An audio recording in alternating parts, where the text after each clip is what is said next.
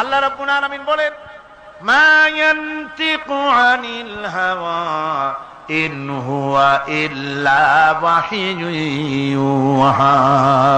আমার নবী নফসকে অনুসরণ করে, প্রবৃত্তিকে অনুসরণ করে কোনো কথা বলেন না। আমার নবী যেটা বলেন সেটা হলো ওহী। আমি যা বলতে বলি তাই তিনি বলেন। ওয়ালাউ তাকাওয়ালা আলাইনা বা'দাল আকাবিল। আমার নবী যদি নিজের থেকে বানিয়ে কোনো কথা যদি কোরআনের ভিতরে আমার নামে চালায় দিতেন, আমি আল্লাহ রাব্বুল আলামিন আমার নবীর ডান হাতকে চেপে ধরতাম, আর তার কণ্ঠ নালীকে আমি আল্লাহ রাব্বুল আলামিন কেটে ফেলে দিতাম। তিনি যা বলেছেন সব কার কথা? আল্লাহ পাকের কথা। তিনি হচ্ছেন গোটা বিশ্বের সর্বশ্রেষ্ঠ চরিত্রের আধার। তার চরিত্রের সার্টিফিকেট আল্লাহ পাক দিচ্ছেন। চরিত্রের সার্টিফিকেট কে দিলেন? আল্লাহ পাক দিয়েছেন।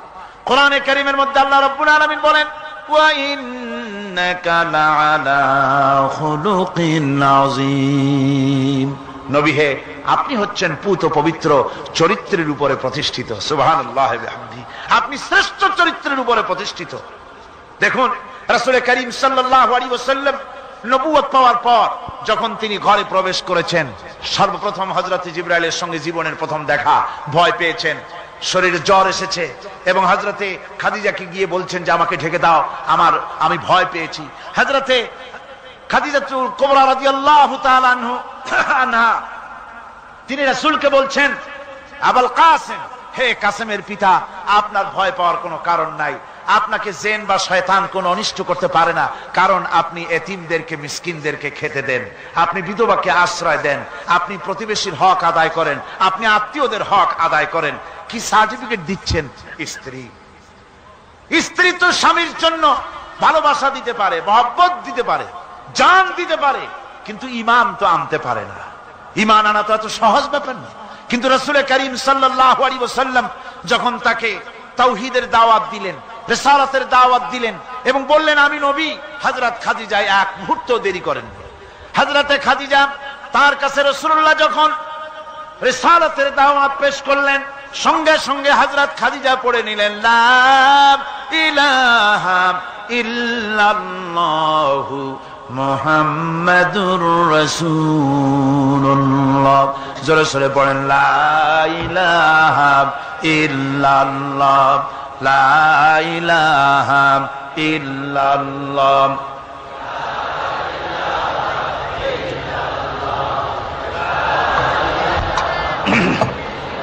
মুহাব্বতের সাথে জোরে জোরে পড়েন, লা ইলাহা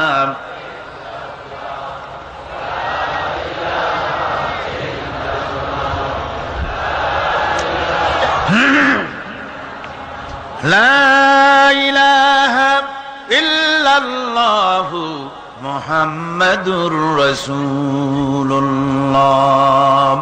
আমার বন্ধুগণ, রাসূল করিম সাল্লাল্লাহু আলাইহি ওয়াসাল্লামের উপরে স্ত্রী ঈমান আনলেন। খাদেম ছিলেন হযরতে যায়েদ। খাদেম তো তার প্রভুর জন্য জান দিতে পারে, মাল দিতে পারে, মহব্বত করতে পারে, সব পারে। খাদেম ঈমান আনতে পারে না, যেহেতু খাদেমের কাছে তার সাহেবের ইনস এন্ড আউট, তার ভেতর বাইরে সবকিছুই পরিষ্কার থাকে। হযরতে রাসূলের খাদেম ছিলেন হযরতে যায়েদ। হযরত যায়েদ তার উপরে যখন 15 বছর খাদেম ছিলেন রাসূলুল্লাহ, হুজুর যখন তার কাছে দাওয়াত পেশ করলেন, যখন রিসালাতের দাওয়াত পেশ করলেন, তাওহীদের দাওয়াত দিলেন, খাদেম যায়েদ একটু চিন্তা করলেন না, সাথে সাথে পড়লেন, লা ইলাহা ইল্লাল্লাহু মুহাম্মাদুর রাসূলুল্লাহ। রাসূলের বন্ধু ছিলেন হযরত আবু বকর সিদ্দিক রাদিয়াল্লাহু তাআলা আনহু। 20 বছরের বন্ধু। কত বছরের বন্ধু? 20 বছর। 20 বছর বসে একজন বন্ধু আর একজন বন্ধুকে চিনতে মোটেই কিছু বাকি থাকে না। হযরত আবু বকর রাদিয়াল্লাহু তাআলা আনহু তার কাছে যখন রাসূলুল্লাহ নবুয়তের দাওয়াত পেশ করলেন, হযরতে আবু বকর রাদিয়াল্লাহু তাআলা আনহু এক মুহূর্ত দেরি করেন নাই, বলেছেন আপনার চরিত্র নবুয়তের চরিত্র। আগেই বুঝতে পেরেছি সাধারণ মানুষের চরিত্র এমন হতে পারে না। তিনিও কালেমা পড়ে মুসলমান হয়ে গেলেন। সাহাবায়ে কেরাম রাসূলের প্রতি এই মহব্বত, এই শ্রদ্ধা তারা পোষণ করেছেন। নবী তার চরিত্র দিয়ে মানুষের সামনে নিজেকে প্রকাশ করেছেন। তার চরিত্র দুই রকম ছিল না, চরিত্র একরকম ছিল, ব্যক্তিগত চরিত্র আর পারিবারিক চরিত্র চরিত্র দুরকম না। তার ব্যক্তিগত যে চরিত্র ওইটাই ছিল তার ঘরের চরিত্র, যেটা ছিল ঘরের সেটাই ছিল বাইরের। হযরত আয়েশা সিদ্দিকা রাদিয়াল্লাহু তাআলা আনহা সাহাবীদের প্রশ্নের জবাবে বলেছেন, রাসূলের চরিত্র হচ্ছে কোরআন। রাসূলের চরিত্র কি? কোরআন। রাসূলুল্লাহ এই পৃথিবীতে কেন আসছেন? আসার কারণ হলো তিনি হচ্ছেন আদর্শ।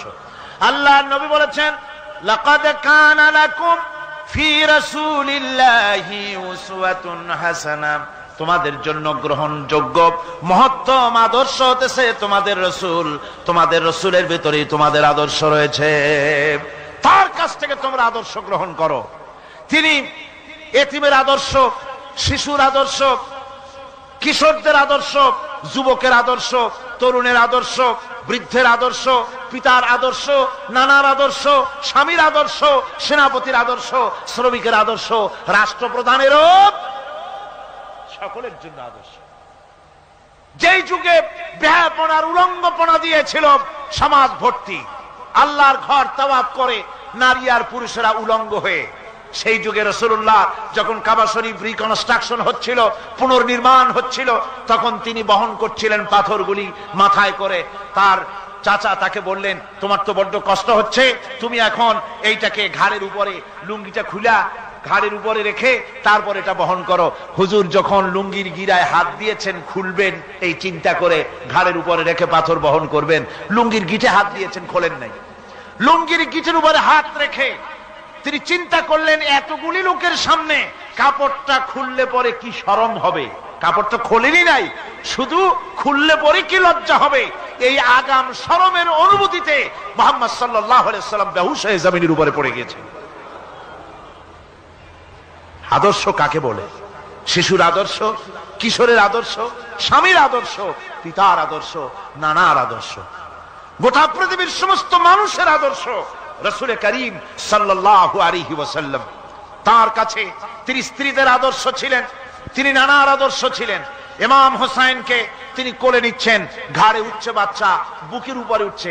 একজন সাহাবী বলছেন, হুজুর বাচ্চা পেলে আপনি এত আদর করেন, আমার তো ৬-৭টা ছেলে মেয়ে, আমি মোটে কোলেও নি না, আর জীবনে একবার সুমাও খাই না, আমার মোটে ইচ্ছাই করে না। হুজুর বললেন, আল্লাহ যদি তোমার দিলের মধ্যে রহম পয়দা না করেন তো আমি কি করতে পারি? হুজুর বাচ্চাকে নিয়ে আদর করছেন। ইমাম হোসেনকে বলছেন, হোসেন কে বড় বলো তো, তুমি বড় না আমি বড়? হোসেন বলছেন, নানাজি আমি আপনার থেকে বড়। আশ্চর্য কথা, তুমি আমার থেকে বড় কিভাবে? হোসেন বলছেন, নানাজি বলুন তো আপনার পিতার নাম কি? হুজুর বলছেন, আমার পিতার নাম আব্দুল্লাহ। হোসেন বলছেন, এই আব্দুল্লাহ এই পর্যন্তই শেষ, আপনি তো আমার পিতার মতো পিতা পান নাই, আমার আব্বার মতো আব্বা আপনার আছে। আমার আব্বাকে বলা হয় আসাদুল্লাহিল গালিব, সমস্ত কাফেরদের জন্য বিজয়ী বীর বাঘ আমার আব্বা। এবং আমার আব্বা সম্পর্কে আপনি বলেছেন, আনা মাদিনাতুল ইলম ওয়া আলিয়ুম বাবুহা, আমি হচ্ছে একটি জ্ঞানের রাজ্য আর আলী হচ্ছে সেই রাজ্যে প্রবেশের প্রধান তরুণ। আমার বাপের মতো বাপ আছে আপনার? হুজুর আশ্চর্য হয়ে গেলেন, বাচ্চা বলে কি? হোসেন বলছেন, নানাজি এবার কন্ত দেখি, এবার বলুন তো দেখি আপনার মায়ের নাম কি? হুজুর বলছেন, আমার মায়ের নাম আমেনা। হযরত হোসেন বলছেন, এই আমেনা পর্যন্তই শেষ, কয়জনে চিনবে কর? আমার মায়ের মতো একটা মা আপনার আছে? আমার মায়ের মতো একটা মা আপনি পেয়েছেন? আমার মাকে চেনেন? আমার মা হচ্ছেন জান্নাতের সাইয়্যিদাতুন নিসা, জান্নাতের সমস্ত মহিলাদের সরদারিনী আমার মা ফাতিমাতুজ জাহরা রাদিয়াল্লাহু তাআলা আনহা। আমার মায়ের মতো একটা মা আপনি পেয়েছেন? হোসেন বলছেন, নানাজি আরো বলবো নাকি? কয় হ্যাঁ বলো। বলছেন, নানাজি এবার কন্ত দেখি আপনার নানার নাম কি? হুজুর বলছেন, আমার নানার নাম আব্দুল ওয়াহাব। হোসেন বলছেন, এবার আপনি মানুষের কাছে জিজ্ঞেস করেন কয়জন এই আব্দুল ওয়াহাব রয়েছেন? আপনি কি আমার নানার মতো একটা নানা পেয়েছেন? আমার নানাকে আপনি জানেন? আমার নানা সাইয়্যিদুল মুরসালিন, আশরাফুল আম্বিয়া, রাহমাতুল লিল আলামিন, বিশ্বনবী জনাবে মুহাম্মদ রাসূলুল্লাহ সাল্লাল্লাহু আলাইহি ওয়াসাল্লাম।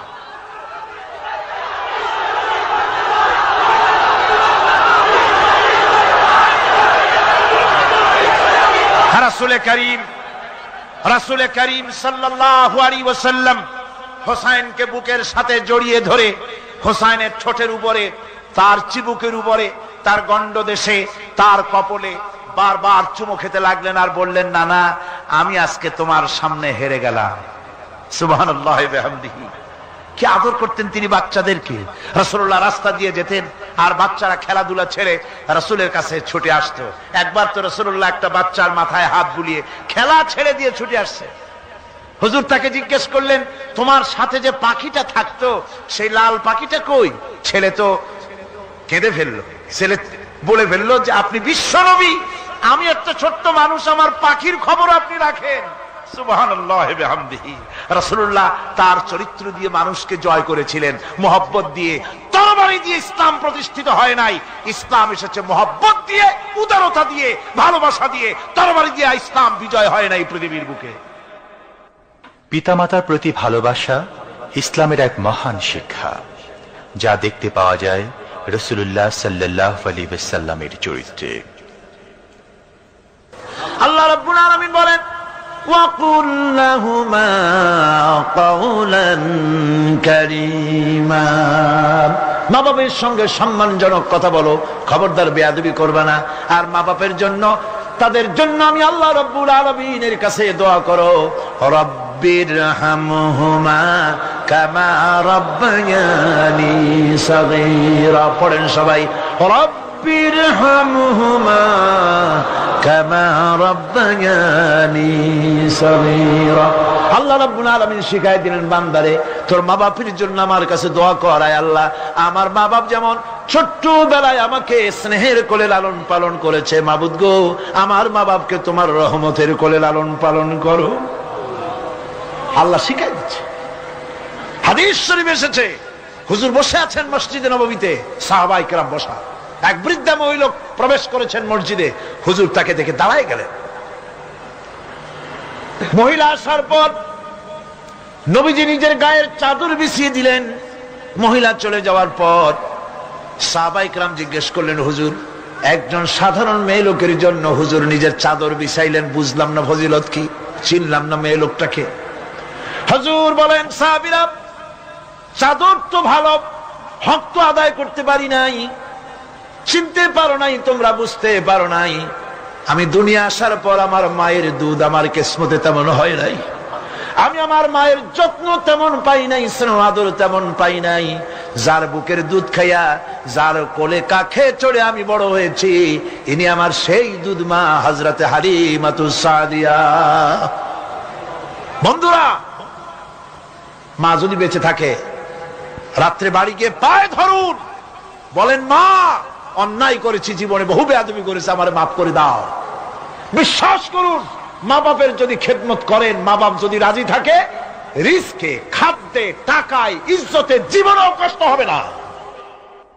বিপদে অবিচলতার মুক্ত প্রতীক বিশ্বনবী মুহাম্মদ সাল্লাল্লাহু আলাইহি ওয়াসাল্লাম।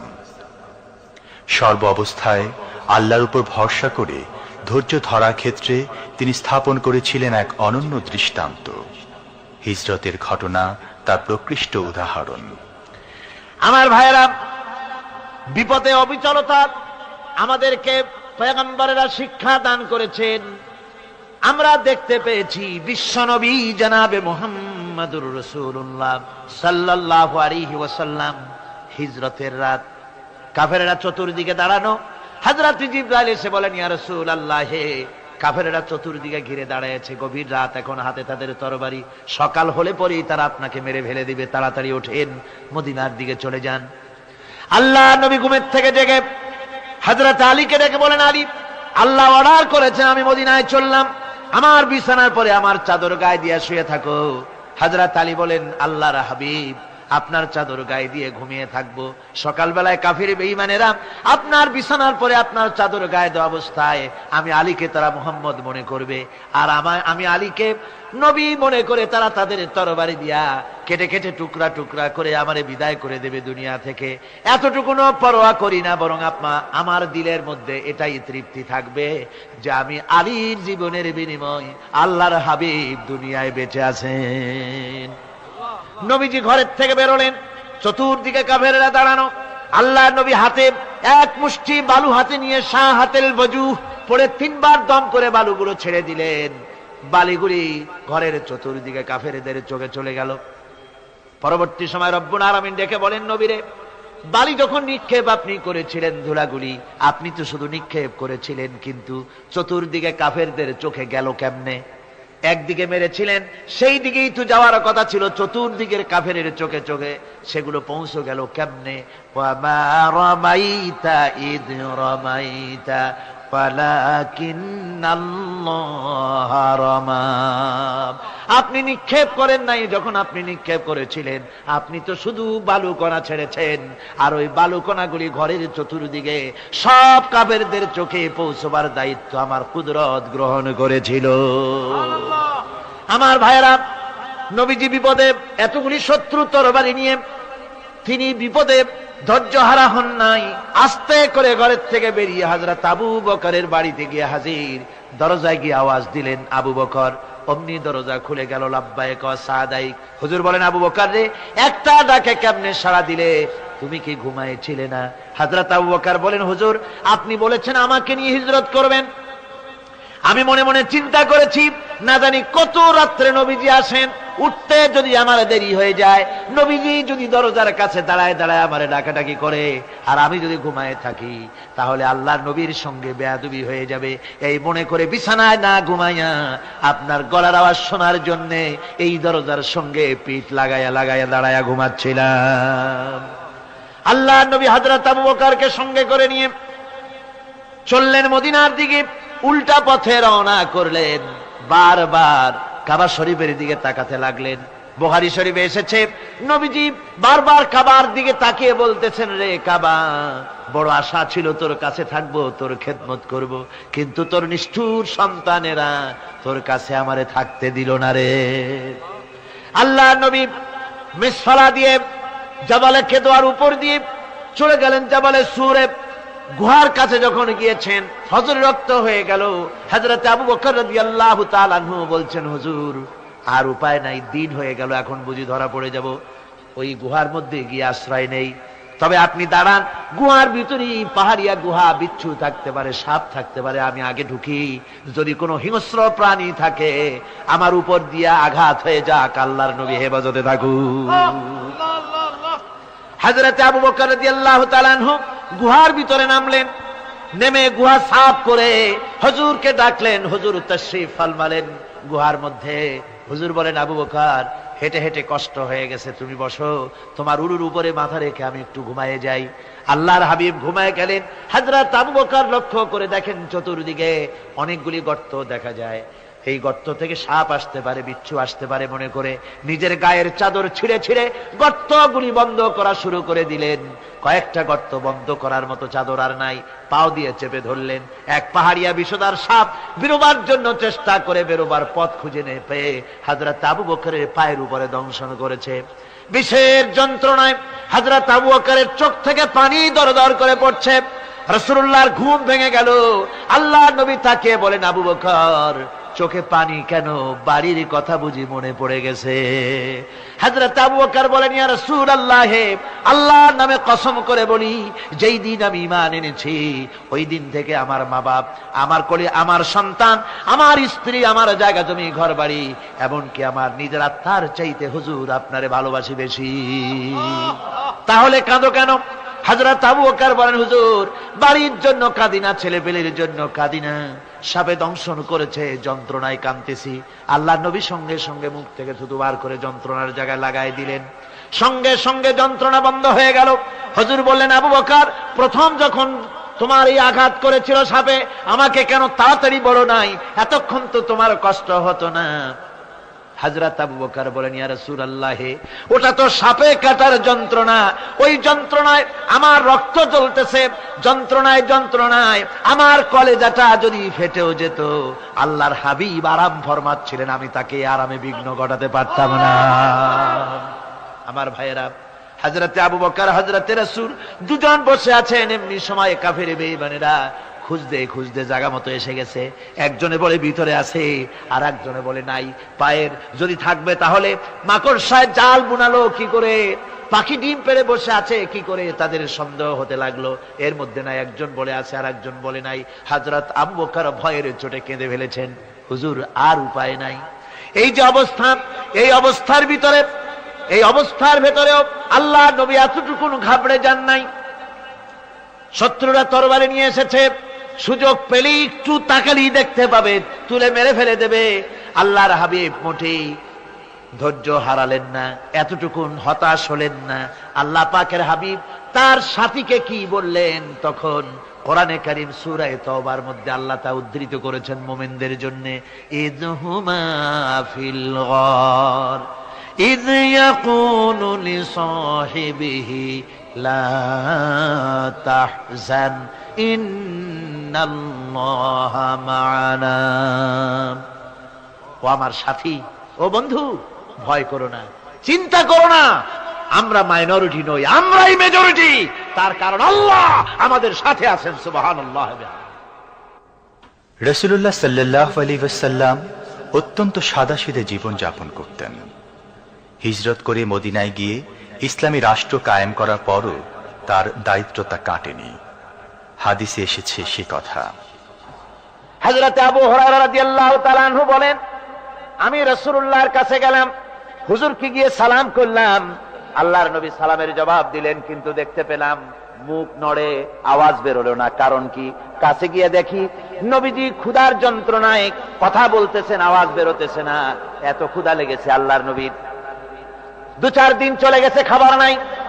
রাসূলুল্লাহ সমস্ত গনিমতের মাল, যাকাত সদকার মালগুলি, খাদ্য দ্রব্যগুলি দুহাতে বিতরণ করেছেন। নিজের পেটে খাবার নাই, মানুষকে দিতেছেন। দিতে দিতে এশার নামাজ পড়ে নবীজি ঘরের মধ্যে প্রবেশ করে হযরত আয়েশা সিদ্দিকা রাদিয়াল্লাহু তাআলা আনহাকে ডেকে বলেন, আয়েশা রে, সারাদিন কষ্ট করেছি, দারুণ ক্ষুধা লেগেছে, তাড়াতাড়ি করে কিছু খাবার আমারে এনে দাও।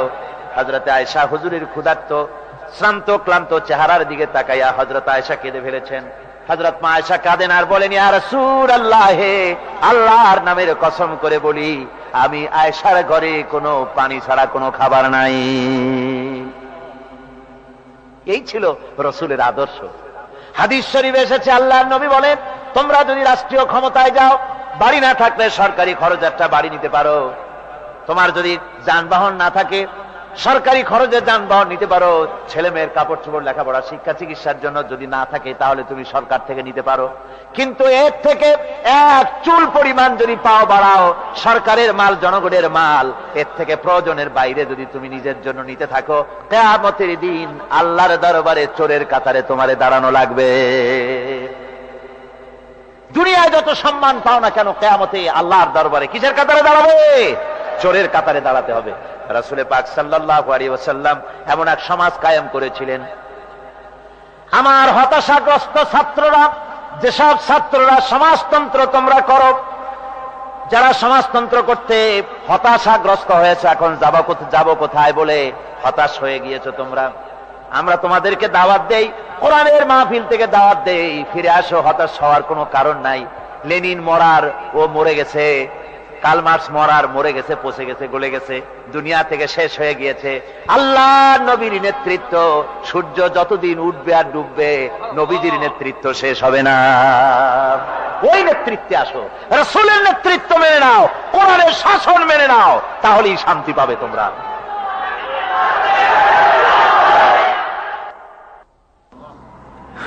আল্লাহর নবী দুপুরে আরাম করতেছিলেন। হযরত ওমর বলেন, আমি দেখতে গিয়েছিলাম রাসূলুল্লাহকে, আমি যাই সালাম দিলাম, হুজুর উঠে বসলেন। আমি দেখি খেজুরের পাতা দিয়া বুনানো দড়ি, সেই দড়ি দিয়া বুনানো খাটিয়া এখনো মক্কা মদিনায় আছে, যারা হজ করতে গেছেন দেখেছেন। ওই দড়ি দিয়া বুনানো খাটিয়া, ওর উপরে তোশক নাই, বিছানার চাদর নাই, নিজের হাত মোবারক মাথার তলে দিয়া রাসূল শুয়ে আছেন। ওমরকে দেখে হুজুর উঠে বসলেন। ওমর বলেন, আমি রাসূলের পিঠের দিকে তাকায় দেখি দড়িগুলোর দাগ কেটে আছে।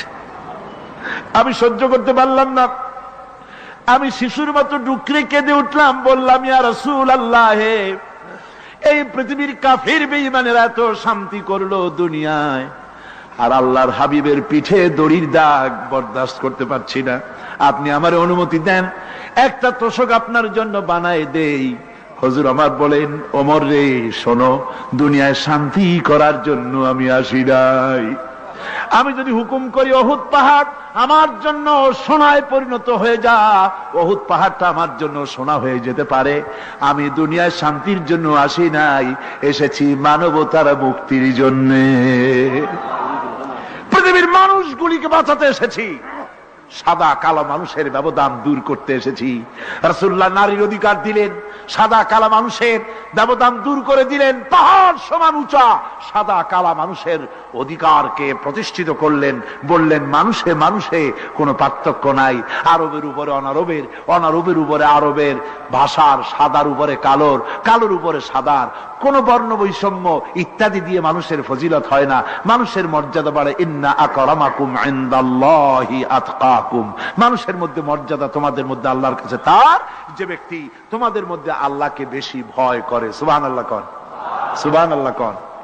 আমার ভাইয়েরা, নবীজি মদিনা মুনাওয়ারায় ইসলামী রাষ্ট্রের রাষ্ট্রপ্রধান হয়েছেন। আজ বাজারে যেতেছেন, যাওয়ার সময় ডেকে ডেকে বলেন, বিধবাদের বাড়ির সামনে দিয়ে যায়, তোমাদের বাজার লাগবে নাকি? এতিমের বাড়ির সামনে থেকে যায়, তোমাদের বাজার লাগবে নাকি? আমারে বলো, আমি বাজার করে এনে দেব। নিজের পেটে খাবার নাই, দুয়ারে দুয়ারে খাবার পৌঁছে গেছে, খাবারের অভাব নাই, মানুষ খাওয়া পেয়েছে, পড়া পেয়েছে, চুরি ডাকাতি বন্ধ হয়ে গেছে। হুজুর বলেন খায়রুল কুরুনে কারনি, সর্বশ্রেষ্ঠ যুগ আমার যুগ। সুদ বন্ধ হয়ে গেল। রাসূলুল্লাহ বললেন সুদ আর চলবে না, হারাম। সুদ বন্ধ হয়ে গেল। হুজুর ব্যাংক চালু করে দিলেন। ব্যাংকের নাম হলো বাইতুল মাল। কি নাম হলো? এই ব্যাংক যেদিন রাসূলুল্লাহ উদ্বোধন করেন, আল্লাহর নবী বাইতুল মাল ব্যাংক উদ্বোধনের দিনে যে বক্তৃতা করলেন, বুখারীতে সেই বক্তৃতা লেখা হয়ে গেল। আল্লাহর নবী বলেন মান তারাকা দায়নান আও দিয়ান ফালাইয়া। আমার এই রাষ্ট্রের ভিতরে কোন মানুষ যদি ঋণগ্রস্ত অবস্থায় মারা যায় আর ঋণ পরিশোধ করার মতো অর্থ যদি তার কাছে না থাকে, তাহলে তার ঋণ পরিশোধের দায়িত্ব, তার বিধবা স্ত্রী আর তার এতিম বাল বাচ্চার সব দায়িত্ব আমি মুহাম্মদ সাল্লাল্লাহু আলাইহি ওয়াসাল্লাম আমার কাঁধের উপরে উঠাইয়া নিলাম। এমন সুন্দর রাষ্ট্র চালু হয়ে গেছে, মানুষ খাবার পেয়েছে, পড়ার পেয়েছে। বুড়োরা যাদের কাজ নাই, বুড়ো মানুষ কাজ করতে পারে না, তারা বসে বসে খাবারের ব্যবস্থা হয়ে গেছে। যুবকদের চাকরি হয়ে গেছে, বেকার কেউ আর বেকার নাই, সব কাজে ব্যস্ত হয়ে গেছে, মানুষের কাছে কাজ মিলেছে। কৃষক তাদের উৎপাদিত পণ্যের সঠিক মূল্য পাচ্ছে, শ্রমিক শ্রমের মর্যাদা পাচ্ছে, শ্রমিক মর্যাদা পাচ্ছে। রাসূলুল্লাহ বলেছেন শ্রমিক আর মালিক মনিব আর গোলামের সম্পর্ক না, সম্পর্ক ভাই ভাই। সম্পর্ক কি? শ্রমিকের মর্যাদা রাসূলুল্লাহ এভাবে দিলেন, নিজে শ্রম দিলেন। মদিনার 8 বছর চলে যাওয়ার পর হযরত আয়েশা রাসূলুল্লাহকে দেখলেন মাজা কুজা। হযরত আয়েশা বলেন হুজুর মাজাটা কুজা কেন? বয়সের কারণে হলো নাকি? হুজুর বলেন না, বয়সের কারণে হয় নাই। এই মদিনার চতুর্দিকে কাফির বেঈমানেরা যখন মদিনাকে আক্রমণ করেছিল, আমি তখন মদিনার চতুর্দিকে খন্দক পরিখা খনন করেছিলাম, 3 মাইল লম্বা, 15 ফিট গভীর, 30 ফিট চওড়া। সাহাবীরা মাটি কেটেছে, আমি মাটি বহন করেছি, আবার আমি মাটি কেটেছি, সাহাবীরা মাটি কেটেছে। মাটি কেটে আর মাটির ঝুড়ি বহন করে করে কোমরে যে বেদনা হয়েছিল আজ পর্যন্ত সেই বেদনা সেরে যায় নাই। এই হলো আমার রাসূল, এ হলো বিশ্ব নবী। কি নবী? সিল্লা এখন কি নবী?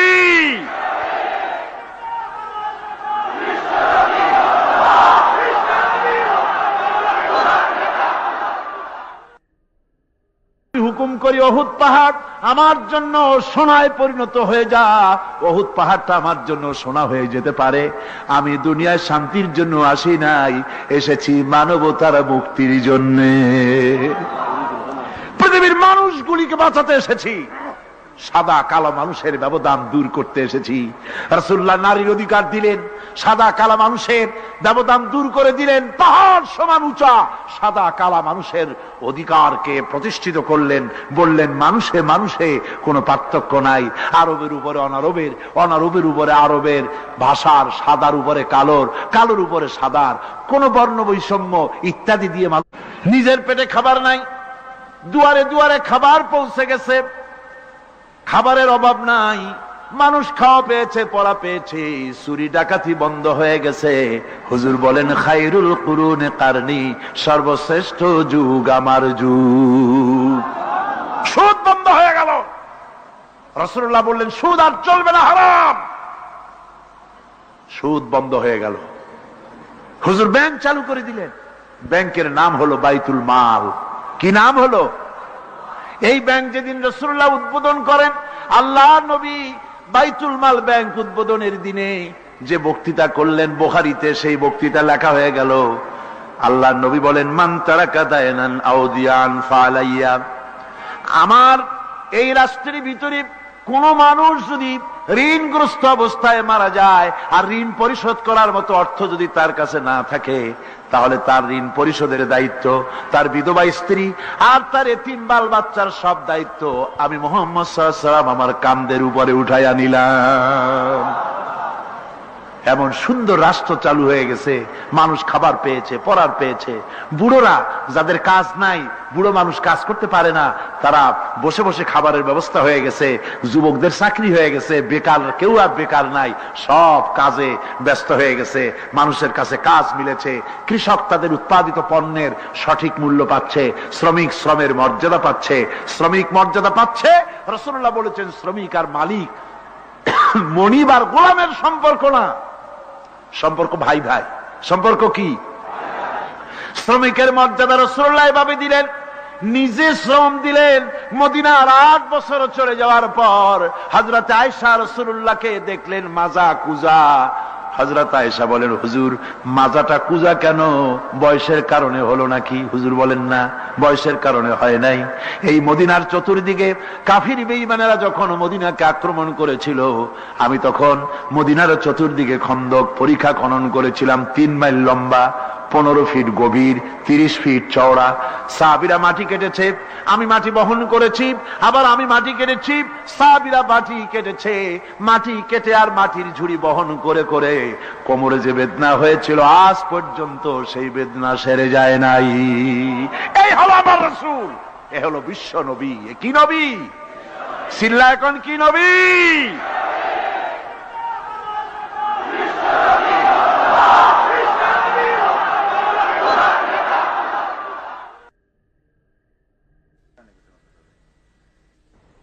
বিসমিল্লাহির রহমানির রহিম।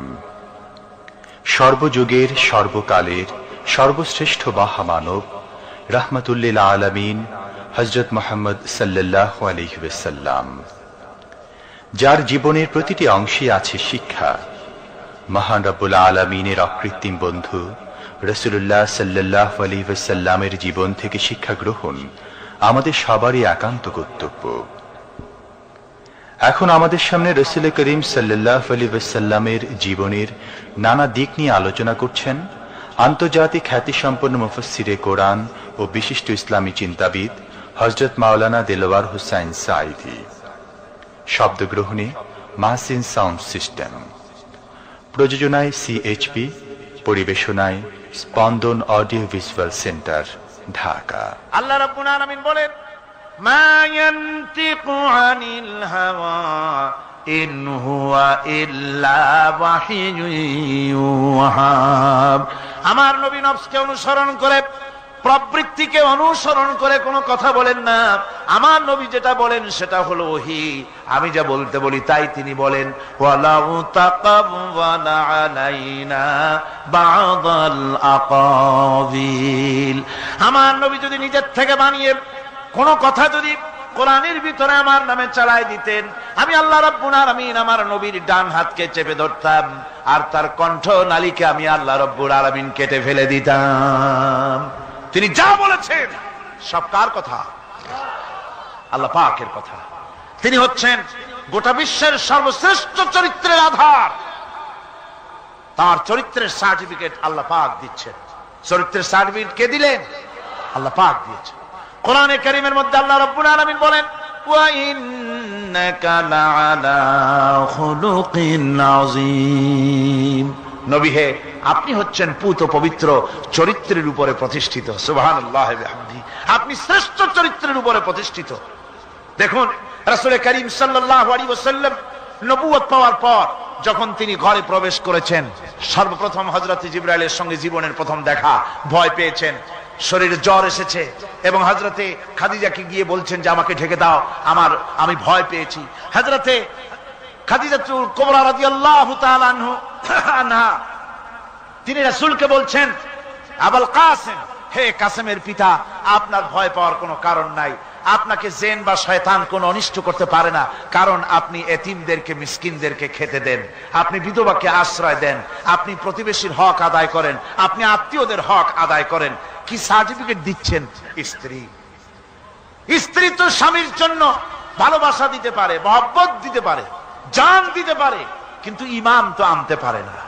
ঈমান আনা তো এত সহজ ব্যাপার না। কিন্তু রাসূল করিম সাল্লাল্লাহু আলাইহি ওয়াসাল্লাম যখন তাকে তাওহীদের দাওয়াত দিলেন, রিসালাতের দাওয়াত দিলেন এবং বললেন আমি নবী, হযরত খাদিজা এক মুহূর্ত দেরি করেন। হযরতে খাদিজা তার কাছে রাসূলুল্লাহ যখন রিসালাতের দাওয়াত পেশ করলেন, সঙ্গে সঙ্গে হযরত খাদিজা পড়ে নিলেন লা ইলাহা ইল্লাল্লাহু মুহাম্মাদুর রাসূলুল্লাহ। জোরে জোরে পড়েন লা ইলাহা ইল্লাল্লাহ, লা ইলাহা ইল্লাল্লাহ।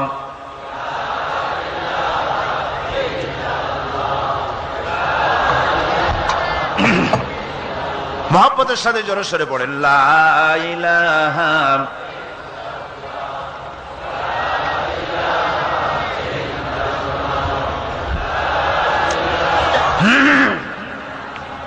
লা ইলাহা ইল্লাল্লাহু মুহাম্মাদুর রাসূলুল্লাহ। আমার বন্ধুগণ, রাসূল করিম সাল্লাল্লাহু আলাইহি ওয়াসাল্লামের উপরে স্ত্রী ঈমান আনলেন। খাদেম ছিলেন হযরতে যায়েদ। খাদেম তো তার প্রভুর জন্য জান দিতে পারে, মাল দিতে পারে, মহব্বত করতে পারে, সব পারে। খাদেম ঈমান আনতে পারে না, যেহেতু খাদেমের কাছে তার সাহেবের ইনস এন্ড আউট, তার ভেতর বাইরে সবকিছুই পরিষ্কার থাকে। হযরতে রাসূলের খাদেম ছিলেন হযরতে যায়েদ। হযরত যায়েদ তার উপরে যখন 15 বছর খাদেম ছিলেন রাসূলুল্লাহ, হুজুর যখন তার কাছে দাওয়াত পেশ করলেন, যখন রিসালাতের দাওয়াত পেশ করলেন, তাওহীদের দাওয়াত দিলেন, খাদেম যায়েদ একটু চিন্তা করলেন না, সাথে সাথে পড়লেন লা ইলাহা ইল্লাল্লাহু মুহাম্মাদুর রাসূলুল্লাহ। রাসূলের বন্ধু ছিলেন হযরত আবু বকর সিদ্দিক রাদিয়াল্লাহু তাআলা আনহু। 20 বছরের বন্ধু। কত বছরের বন্ধু? 20 বছর। 20 বছর বসে একজন বন্ধু আর একজন বন্ধুকে চিনতে মোটেই কিছু বাকি থাকে না। হযরত আবু বকর রাদিয়াল্লাহু তাআলা আনহু তার কাছে যখন রাসূলুল্লাহ নবুয়তের দাওয়াত পেশ করলেন, হযরতে আবু বকর রাদিয়াল্লাহু তাআলা আনহু এক মুহূর্ত দেরি করেন নাই, বলেছেন আপনার চরিত্র নবুয়তের চরিত্র। আগেই বুঝতে পেরেছি সাধারণ মানুষের চরিত্র এমন হতে পারে না। তিনিও কালেমা পড়ে মুসলমান হয়ে গেলেন। সাহাবায়ে কেরাম রাসূলের প্রতি এই মহব্বত, এই শ্রদ্ধা তারা পোষণ করেছেন। নবী তার চরিত্র দিয়ে মানুষের সামনে নিজেকে প্রকাশ করেছেন। তার চরিত্র দুই রকম ছিল না, চরিত্র একরকম ছিল।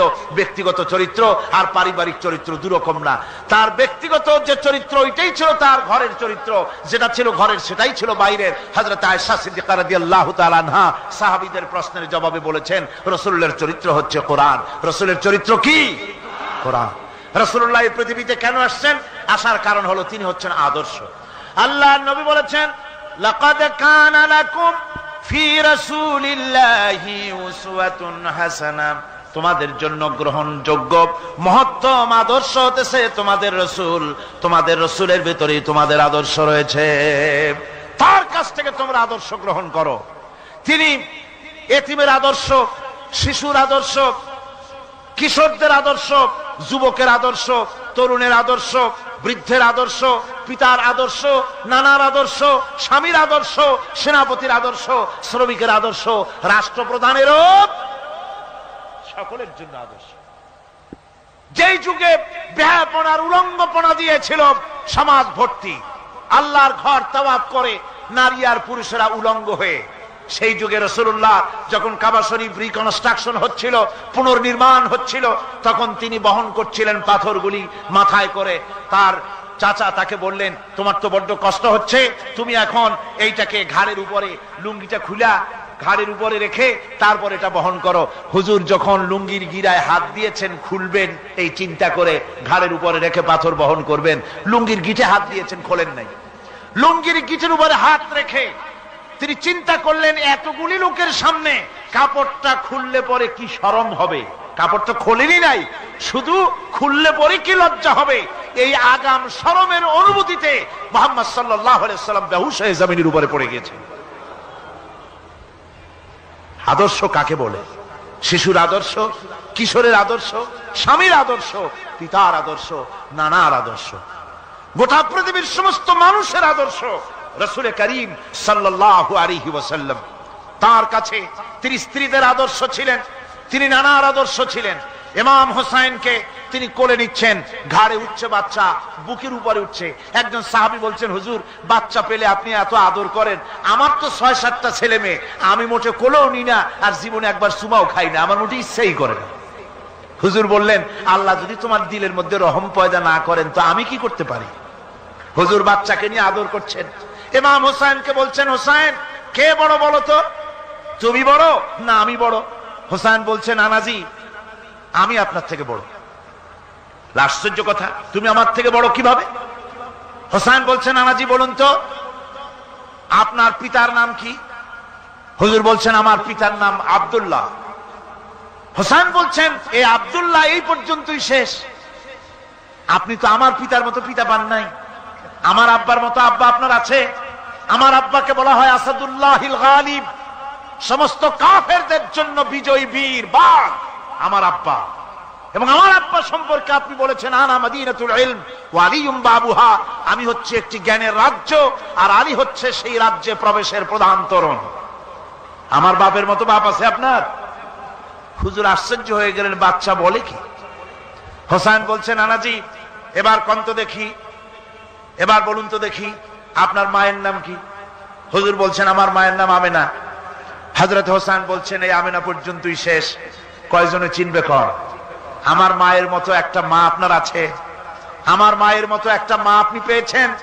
আমার মাকে চেনেন? আমার মা হচ্ছেন জান্নাতের সাইয়্যিদাতুন নিসা, জান্নাতের সমস্ত মহিলাদের সরদারিনী আমার মা ফাতিমাতুজ জাহরা রাদিয়াল্লাহু তাআলা আনহা। আমার মায়ের মতো একটা মা আপনি পেয়েছেন? হোসেন বলছেন, নানাজি আরো বলবো নাকি? কয় হ্যাঁ বলো। বলছেন, নানাজি এবার কোন তো দেখি আপনার নানার নাম কি? হুজুর বলছেন, আমার নানার নাম আব্দুল ওয়াহাব। হোসেন বলছেন, এবার আপনি মানুষের কাছে জিজ্ঞেস করেন কয়জন এই আব্দুল ওয়াহাব রয়েছেন? আপনি কি আমার নানার মতো একটা নানা পেয়েছেন? আমার নানাকে আপনি জানেন? আমার নানা সাইয়্যিদুল মুরসালিন, আশরাফুল আম্বিয়া, রাহমাতুল লিল আলামিন, বিশ্বনবী জনাবে মুহাম্মদ রাসূলুল্লাহ সাল্লাল্লাহু আলাইহি ওয়াসাল্লাম।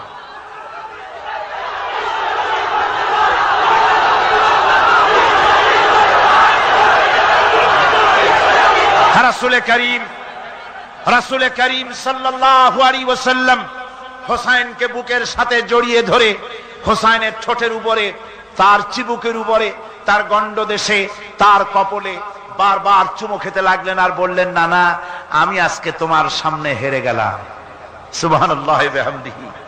কি আদর করতেন তিনি বাচ্চাদেরকে। রাসূলুল্লাহ রাস্তা দিয়ে যেতেন আর বাচ্চারা খেলাধুলা ছেড়ে রাসূলের কাছে ছুটে আসতো। একবার তো রাসূলুল্লাহ একটা বাচ্চার মাথায় হাত বুলিয়ে খেলা ছেড়ে দিয়ে ছুটে আসছে। হুজুর তাকে জিজ্ঞেস করলেন, তোমার সাথে যে পাখিটা থাকতো সেই লাল পাখিটা কই? ছেলে তো কেঁদে ফেললো। ছেলে বলে ফেললো যে আপনি বিশ্বনবী, আমি একটা ছোট্ট মানুষ, আমার পাখির খবর আপনি রাখেন। সুবহানাল্লাহি ওয়া বিহামদিহি। রাসূলুল্লাহ তার চরিত্র দিয়ে মানুষকে জয় করেছিলেন, মহব্বত দিয়ে। তরবারি দিয়ে ইসলাম প্রতিষ্ঠিত হয় নাই, ইসলাম এসেছে মহব্বত দিয়ে, উদারতা দিয়ে, ভালোবাসা দিয়ে। তরবারি দিয়ে ইসলাম বিজয় হয় নাই পৃথিবীর বুকে। পিতামাতার প্রতি ভালোবাসা ইসলামের এক মহান শিক্ষা, যা দেখতে পাওয়া যায় রাসূলুল্লাহ সাল্লাল্লাহু আলাইহি ওয়াসাল্লামের চরিত্রে।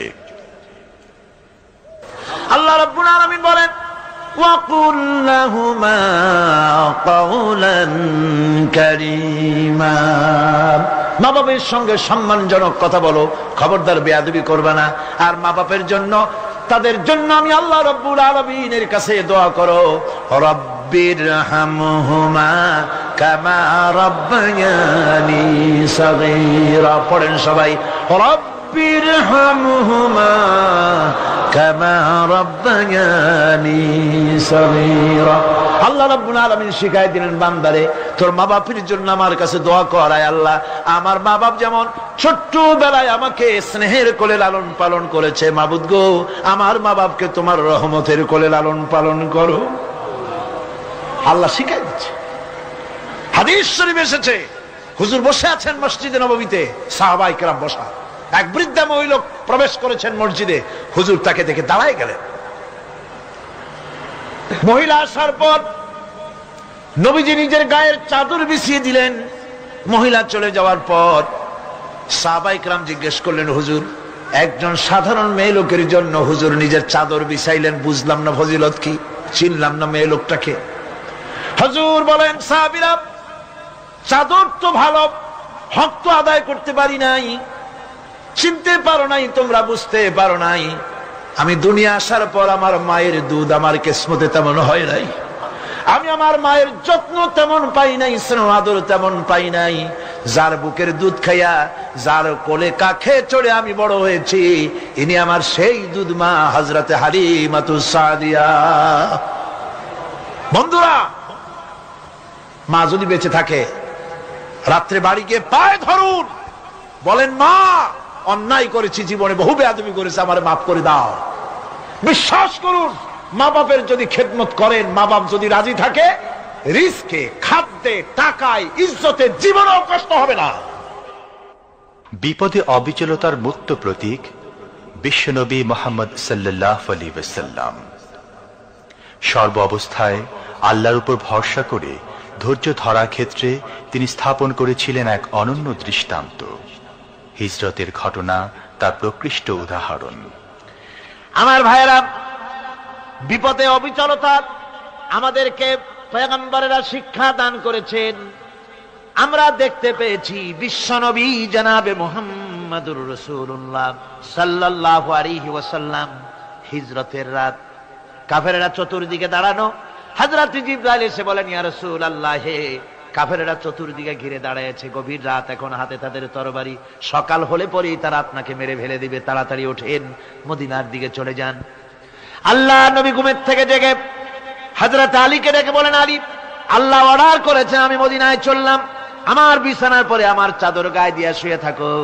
হযরত আলী বলেন, আল্লাহর হাবিব, আপনার চাদর গায়ে দিয়ে ঘুমিয়ে থাকবো, সকালবেলায় কাফির বেঈমানেরা আপনার বিছানার পরে আপনার চাদর গায়ে দেওয়া অবস্থায় আমি আলীকে তারা মুহাম্মদ মনে করবে, আর আমি আলীকে নবী মনে করে তারা তাদের তরবারি দিয়া কেটে কেটে টুকরা টুকরা করে আমারে বিদায় করে দেবে দুনিয়া থেকে। এতটুকুনো পরোয়া করি না, বরং আমার দিলের মধ্যে এটাই তৃপ্তি থাকবে যে আমি আলীর জীবনের বিনিময় আল্লাহর হাবিব দুনিয়ায় বেঁচে আছেন। নবীজি ঘরের থেকে বেরোলেন, চতুর্দিকে কাফেররা দাঁড়ানো। আল্লাহ নবী হাতে এক মুষ্টি বালু হাতে নিয়ে শাহাদাতুল ওযু পড়ে 3 বার দম করে বালুগুলো ছেড়ে দিলেন। বালিগুলি ঘরের চতুর্দিকে কাফেরদের চোখে চলে গেল। পরবর্তী সময় রব্বুল আলামিন ডেকে বলেন, নবীরে, বালি যখন নিক্ষেপ আপনি করেছিলেন, ধুলাগুলি আপনি তো শুধু নিক্ষেপ করেছিলেন, কিন্তু চতুর্দিকে কাফেরদের চোখে গেল কেমনে? একদিকে মেরেছিলেন, সেই দিকেই তো যাওয়ার কথা ছিল, চতুর্দিকের কাফেরের চোখে চোখে সেগুলো পৌঁছে গেল কেমনে? ওয়ামা রামাইতা ইদ রামাইতা ওয়ালাকিন্নাল্লাহ রামা। আপনি নিক্ষেপ করেন নাই, যখন আপনি নিক্ষেপ করেছিলেন আপনি তো শুধু বালুকণা ছেড়েছেন, আর ওই বালুকণাগুলি ঘরের চতুর্দিকে সব কাফেরদের চোখে পৌঁছবার দায়িত্ব আমার কুদরত গ্রহণ করেছিল। আমার ভাইয়েরা, নবীজি বিপদে, এতগুলি শত্রু তরবারি নিয়ে তিনি বিপদে ধৈর্য হারা হন নাই। আস্তে করে ঘরের থেকে বেরিয়ে হযরত আবু বকরের বাড়িতে গিয়ে হাজির। দরজায় গিয়ে আওয়াজ দিলেন, আবু বকর। অমনি দরজা খুলে গেল। লাব্বাইক ওয়া সাদাইক। হুজুর বলেন, আবু বকর রে, একটা ডাকে কেমনে সাড়া দিলে? তুমি কি ঘুমাইছিলে না? হযরত আবু বকর বলেন, হুজুর আপনি বলেছেন আমাকে নিয়ে হিজরত করবেন, আমি মনে মনে চিন্তা করেছি, না জানি কত রাত্রে নবীজি আসেন, উঠতে যদি আমার দেরি হয়ে যায়, নবীজি যদি দরজার কাছে দাঁড়ায় দাঁড়ায় আমারে ডাকাডাকি করে আর আমি যদি ঘুমায় থাকি, তাহলে আল্লাহর নবীর সঙ্গে বেয়াদবি হয়ে যাবে। এই মনে করে বিছানায় না ঘুমাইয়া আপনার গলার আওয়াজ শোনার জন্য এই দরজার সঙ্গে পিঠ লাগাইয়া লাগাইয়া দাঁড়াইয়া ঘুমাচ্ছিলাম। আল্লাহর নবী হযরত আবু বকরকে সঙ্গে করে নিয়ে চললেন মদিনার দিকে, উল্টা পথে রওনা করলেন। বারবার কাবা শরীফের দিকে তাকাতে লাগলেন। বুখারী শরীফে এসেছে, নবীজি বারবার কাবার দিকে তাকিয়ে বলতেছেন, রে কাবা, বড় আশা ছিল তোর কাছে থাকবো, তোর খেদমত করব, কিন্তু তোর নিষ্ঠুর সন্তানেরা তোর কাছে আমারে থাকতে দিল না রে। আল্লাহ নবী মিসফালা দিয়ে জাবালে কেদোয়ার উপর দিয়ে চলে গেলেন জাবালে সুরে। গুহার কাছে যখন গিয়েছেন, হযরত রক্ত হয়ে গেল। হযরত আবু বকর রাদিয়াল্লাহু তাআলা আনহু বলছেন, হুজুর আর উপায় নাই, দিন হয়ে গেল, এখন বুঝি ধরা পড়ে যাব, ওই গুহার মধ্যে গিয়ে আশ্রয় নেই। তবে আপনি দাঁড়ান, গুহার ভিতরে পাহাড়িয়া গুহা, বিচ্ছু থাকতে পারে, সাপ থাকতে পারে, আমি আগে ঢুকি, যদি কোনো হিংস্র প্রাণী থাকে আমার উপর দিয়া আঘাত হয়ে যাক, আল্লাহর নবী হেফাজতে থাকুক। হযরত আবু বকর রাদিয়াল্লাহু তাআলা আনহু গুহার ভিতরে নামলেন। নেমে গুহা সাফ করে হুজুরকে ডাকলেন। হুজুর তাশরীফ ফরমালেন গুহার মধ্যে। হুজুর বলেন, আবু বকর, হেঁটে হেঁটে কষ্ট হয়ে গেছে, তুমি বসো, তোমার উরুর উপরে মাথা রেখে আমি একটু ঘুমায়ে যাই। আল্লাহর হাবিব ঘুমায়ে গেলেন। হযরত আবু বকর লক্ষ্য করে দেখেন চতুর্দিকে অনেকগুলি গর্ত দেখা যায়। এই গর্ত থেকে সাপ আসতে পারে, বিচ্ছু আসতে পারে মনে করে নিজের গায়ের চাদর ছিঁড়ে ছিঁড়ে গর্তগুলি বন্ধ করা শুরু করে দিলেন। কয়েকটা গর্ত বন্ধ করার মতো চাদর আর নাই, পাও দিয়ে চেপে ধরলেন। এক পাহাড়িয়া বিষধর সাপ বেরোবার জন্য চেষ্টা করে বেরোবার পথ খুঁজে না পেয়ে হযরত আবু বকরের পায়ের উপরে দংশন করেছে। বিষের যন্ত্রণায় হযরত আবু বকরের চোখ থেকে পানি দরদর করে পড়ছে। রাসূলুল্লাহর ঘুম ভেঙে গেল। আল্লাহর নবী তাকিয়ে বলেন, আবু বকর, চোখে পানি কেন? বাড়ির কথা বুঝি মনে পড়ে গেছে? হযরত আবু বকর বলেন, ইয়া রাসূলুল্লাহ, আল্লাহর নামে কসম করে বলি, যেই দিন আমি ঈমান এনেছি ওই দিন থেকে আমার মা বাপ, আমার কোলে আমার সন্তান, আমার স্ত্রী, আমার জায়গা জমি ঘর বাড়ি, এমনকি আমার নিজের আত্মার চাইতে হুজুর আপনারে ভালোবাসি বেশি। তাহলে কাঁদো কেন? হযরত আবু বকর বলেন, হুজুর, বাড়ির জন্য কাঁদি না, ছেলে পেলের জন্য কাঁদি না, সাপে দংশন করেছে, যন্ত্রণায় কাঁদতেছি। আল্লাহ নবী সঙ্গে সঙ্গে মুখ থেকে থুতু বার করে যন্ত্রণার জায়গায় লাগাই দিলেন। সঙ্গে সঙ্গে যন্ত্রণা বন্ধ হয়ে গেল। হুজুর বললেন, আবু বকর, প্রথম যখন তোমার এই আঘাত করেছিল সাপে, আমাকে কেন তাড়াতাড়ি বলো নাই? এতক্ষণ তো তোমার কষ্ট হতো না। হযরত আবু বকর বলেন, ইয়া রাসূলুল্লাহ, ওটা তো সাপে কাটার যন্ত্রণা, ওই যন্ত্রণায় আমার রক্ত জ্বলতেছে, যন্ত্রণায় যন্ত্রণায় আমার কলেজাটা যদি ফেটেও যেত, আল্লাহর হাবিব আরাম ফরমাচ্ছিলেন, আমি তাকে আরামে বিঘ্ন ঘটাতে পারতাম না। আমার ভাইয়েরা, হযরতে আবু বকর, হযরতে রাসূল দুজন বসে আছেন। এমনি সময় কাফের বেঈমানেরা খুঁজতে খুঁজতে জায়গা মতো এসে গেছে। একজনে বলে ভিতরে আছে, আর একজনে বলে নাই। পায়ের যদি থাকবে তাহলে মাকড়সায় জাল বুনালো কি করে, পাখি ডিম পেড়ে বসে আছে কি করে, তাদের সন্দেহ হতে লাগলো। এর মধ্যে নাই একজন বলে আছে, আর একজন বলে নাই। হযরত আবু বকর ভয়ের চোটে কেঁদে ফেলেছেন, হুজুর আর উপায় নাই। এই যে অবস্থা, এই অবস্থার ভিতরে, এই অবস্থার ভেতরেও আল্লাহ নবী এতটুকু ঘাবড়ে যান নাই। শত্রুরা তরবারি নিয়ে এসেছে, সুযোগ পেলেই একটু তাকালেই দেখতে পাবে, তুলে মেরে ফেলে দেবে। আল্লাহর হাবিব মোটেই ধৈর্য হারালেন না, এতটুকু হতাশ হলেন না।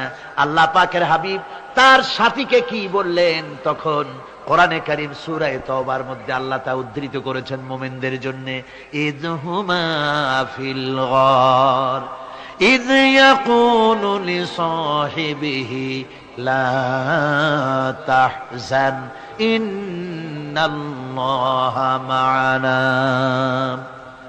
ও আমার সাথী, ও বন্ধু, ভয় করো না, চিন্তা করো না, আমরা মাইনরিটি নই, আমরাই মেজরিটি। তার কারণ আল্লাহ আমাদের সাথে আছেন। সুবহানাল্লাহ। রাসূলুল্লাহ সাল্লাল্লাহু আলাইহি ওয়াসাল্লাম অত্যন্ত সাদাসিধে জীবন যাপন করতেন। হিজরত করে মদিনায় গিয়ে ইসলামী রাষ্ট্র কায়েম করার পরও তার দায়িত্বটা কাটেনি। হাদিসে এসেছে সে কথা।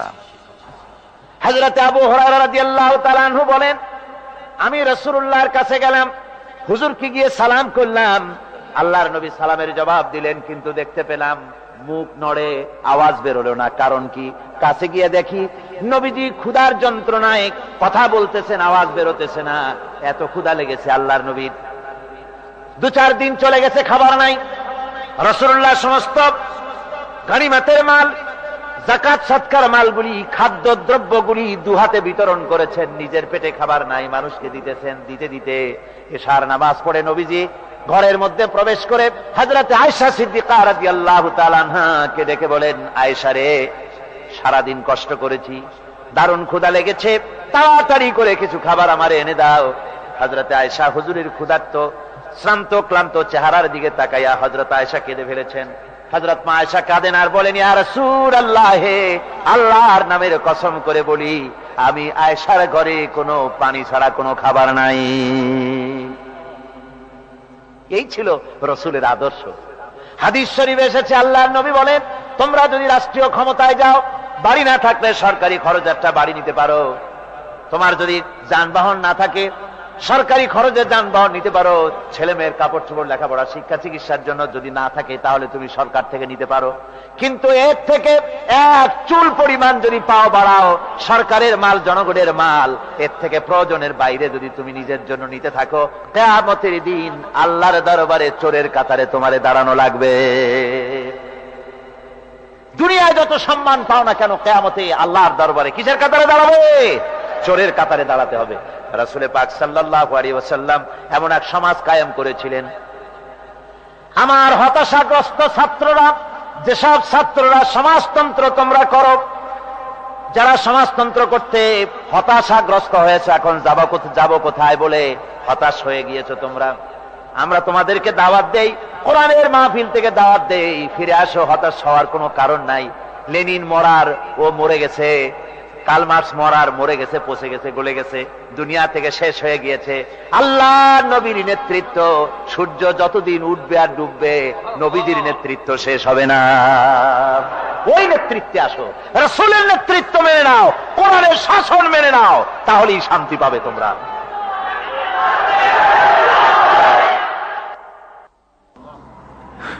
আল্লাহর নবী দুপুরে আরাম করতেছিলেন। হযরত ওমর বলেন, আমি দেখতে গিয়েছিলাম রাসূলুল্লাহকে, আমি যাই সালাম দিলাম, হুজুর উঠে বসলেন।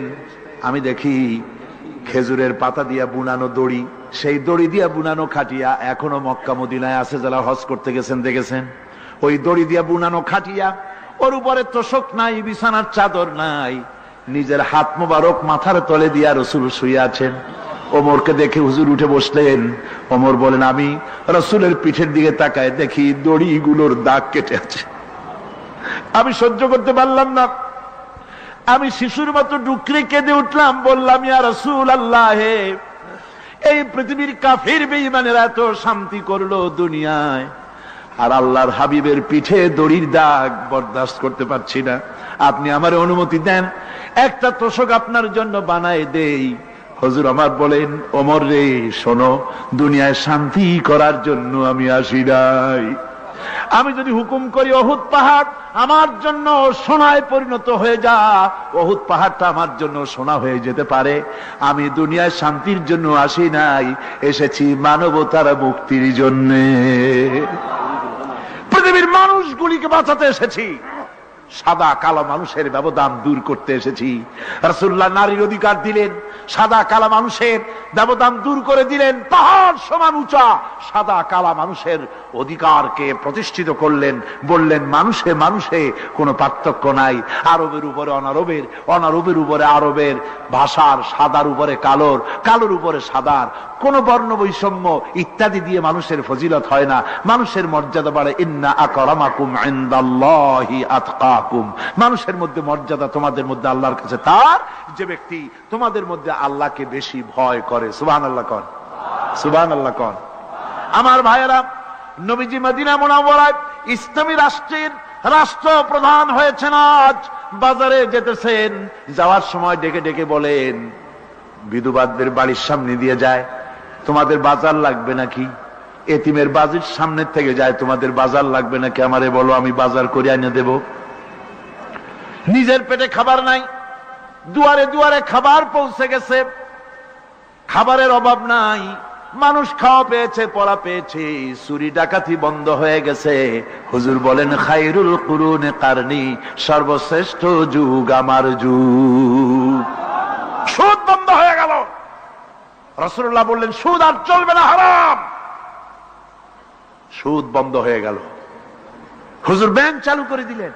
ব্যাংকের নাম হলো বাইতুল মাল। কি নাম হলো? এই ব্যাংক যেদিন রাসূলুল্লাহ উদ্বোধন করেন, আল্লাহ নবী বাইতুল মাল ব্যাংক উদ্বোধনের দিনে যে বক্তৃতা করলেন, বুখারীতে সেই বক্তৃতা লেখা হয়ে গেল। আল্লাহ নবী বলেন মান তারাকা দায়নান আও দিয়ান ফালাইয়া, আমার এই রাষ্ট্রের ভিতরে কোন মানুষ যদি ঋণগ্রস্ত অবস্থায় মারা যায় আর ঋণ পরিশোধ করার মতো অর্থ যদি তার কাছে না থাকে, তাহলে তার ঋণ পরিশোধের দায়িত্ব, তার বিধবা স্ত্রী আর তার এতিম বাল বাচ্চার সব দায়িত্ব আমি মুহাম্মদ সাল্লাল্লাহু আলাইহি ওয়াসাল্লাম আমার কাঁধের উপরে উঠাইয়া নিলাম। এমন সুন্দর রাষ্ট্র চালু হয়ে গেছে, মানুষ খাবার পেয়েছে, পড়ার পেয়েছে। বুড়োরা যাদের কাজ নাই, বুড়ো মানুষ কাজ করতে পারে না, তারা বসে বসে খাবারের ব্যবস্থা হয়ে গেছে। যুবকদের চাকরি হয়ে গেছে, বেকার কেউ আর বেকার নাই, সব কাজে ব্যস্ত হয়ে গেছে, মানুষের কাছে কাজ মিলেছে। কৃষক তাদের উৎপাদিত পণ্যের সঠিক মূল্য পাচ্ছে, শ্রমিক শ্রমের মর্যাদা পাচ্ছে, শ্রমিক মর্যাদা পাচ্ছে। রাসূলুল্লাহ বলেছেন শ্রমিক আর মালিক, মনিব আর গোলামের সম্পর্ক না, সম্পর্ক ভাই ভাই। সম্পর্ক কি? শ্রমিকের মর্যাদা রাসূলুল্লাহ এভাবে দিলেন, নিজে শ্রম দিলেন। মদিনার 8 বছর চলে যাওয়ার পর হযরত আয়েশা রাসূলুল্লাহকে দেখলেন মাজা কুজা। হযরত আয়েশা বলেন হুজুর মাজাটা কুজা কেন? বয়সের কারণে হলো নাকি? হুজুর বলেন না, বয়সের কারণে হয় নাই। এই মদিনার চতুর্দিকে কাফির বেঈমানেরা যখন মদিনাকে আক্রমণ করেছিল, আমি তখন মদিনার চতুর্দিকে খন্দক পরিখা খনন করেছিলাম, 3 মাইল লম্বা, 15 ফিট গভীর, 30 ফিট চওড়া। সাহাবীরা মাটি কেটেছে, আমি মাটি বহন করেছি, আবার আমি মাটি কেটেছি, সাহাবীরা মাটি কেটেছে। মাটি কেটে আর মাটির ঝুড়ি বহন করে করে কোমরে যে বেদনা হয়েছিল আজ পর্যন্ত সেই বেদনা সেরে যায় নাই। এই হলো আমার রাসূল, এ হলো বিশ্ব নবী। কি নবী? সিল্লা এখন কি নবী?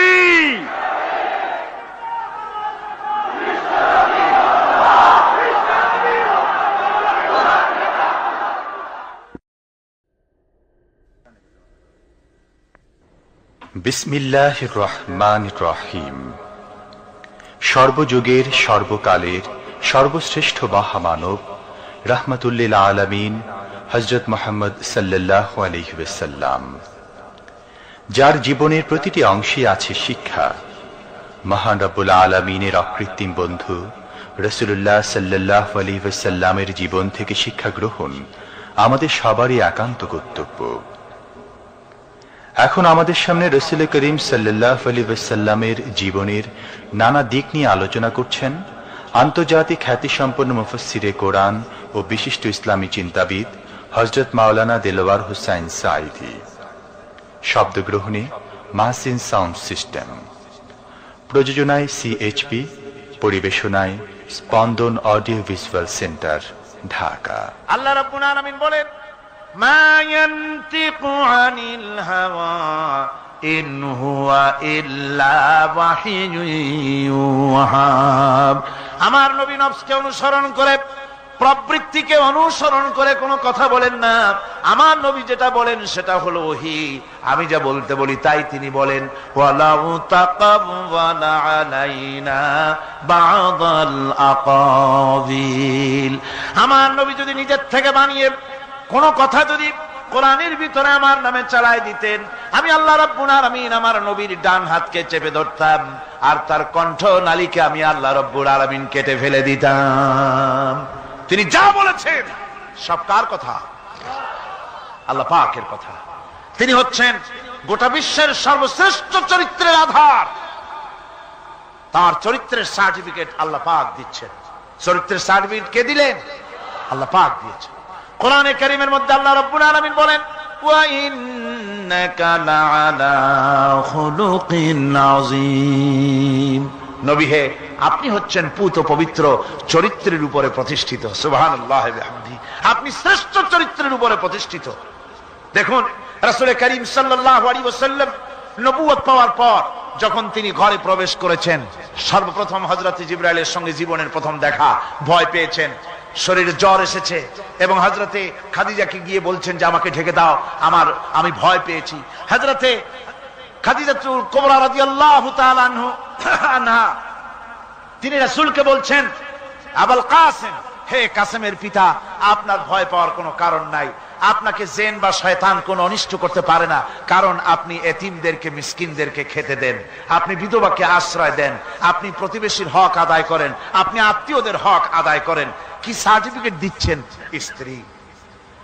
স্ত্রী তো স্বামীর জন্য ভালোবাসা দিতে পারে, মহব্বত দিতে পারে, জান দিতে পারে, কিন্তু ঈমান তো আনতে পারে না। ঈমান আনা তো এত সহজ ব্যাপার না।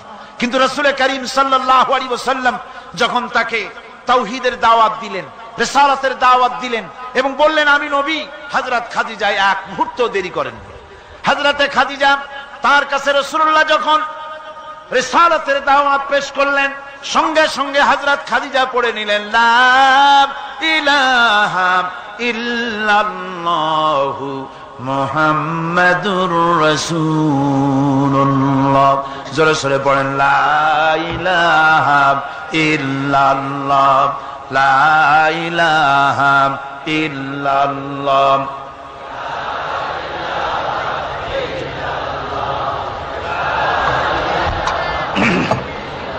মহব্বতের সাথে জোরে সোরে পড়েন লা ইলাহা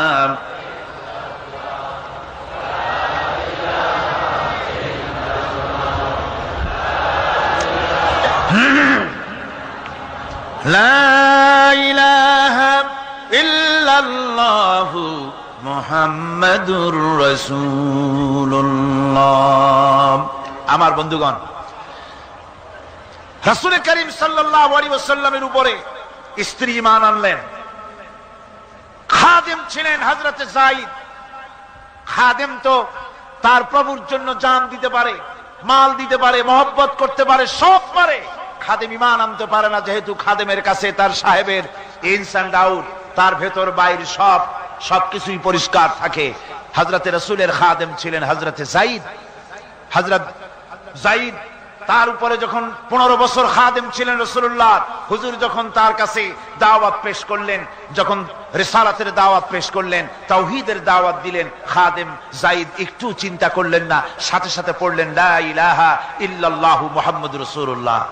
রাসূলের বন্ধু ছিলেন হযরত আবু বকর সিদ্দিক রাদিয়াল্লাহু তাআলা আনহু। 20 বছরের বন্ধু। কত বছরের বন্ধু? 20 বছর। 20 বছর বসে একজন বন্ধু আর একজন বন্ধুকে চিনতে মোটেই কিছু বাকি থাকে না। হযরত আবু বকর রাদিয়াল্লাহু তাআলা আনহু তার কাছে যখন রাসূলুল্লাহ নবুয়তের দাওয়াত পেশ করলেন, হযরতে আবু বকর রাদিয়াল্লাহু তাআলা আনহু এক মুহূর্ত দেরি করেন নাই, বলেছেন আপনার চরিত্র নবুয়তের চরিত্র।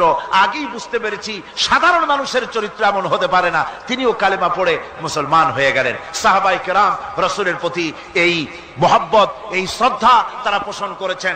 নবী তার চরিত্র দিয়ে মানুষের সামনে নিজেকে প্রকাশ করেছেন। তার চরিত্র দুই রকম ছিল না, চরিত্র একরকম ছিল। ব্যক্তিগত চরিত্র আর পারিবারিক চরিত্র দুরকম না। তার ব্যক্তিগত যে চরিত্র ওইটাই ছিল তার ঘরের চরিত্র, যেটা ছিল ঘরের সেটাই ছিল বাইরের। হযরত আয়েশা সিদ্দিকা রাদিয়াল্লাহু তাআলা আনহা সাহাবীদের প্রশ্নের জবাবে বলেছেন রাসূলের চরিত্র হচ্ছে কোরআন। রাসূলের চরিত্র কি? কোরআন। রাসূলুল্লাহ এই পৃথিবীতে কেন আসছেন? আসার কারণ হলো তিনি হচ্ছেন আদর্শ। আল্লাহর নবী বলেছেন লাকাদ কানা লাকুম ফি রাসূলিল্লাহি উসওয়াতুন হাসানাহ, তোমাদের জন্য গ্রহণযোগ্য মহত্তম আদর্শ হতেছে তোমাদের রাসূল। তোমাদের রাসূলের ভিতরেই তোমাদের আদর্শ রয়েছে। তার কাছ থেকে তোমরা আদর্শ গ্রহণ করো। তিনি এতিমের আদর্শ, শিশুর আদর্শ, কিশোরদের আদর্শ, যুবকের আদর্শ, তরুণের আদর্শ, বৃদ্ধের আদর্শ, পিতার আদর্শ, নানার আদর্শ, স্বামীর আদর্শ, সেনাপতির আদর্শ, শ্রমিকের আদর্শ, রাষ্ট্রপ্রধানেরও সকলের জন্য আদর্শ।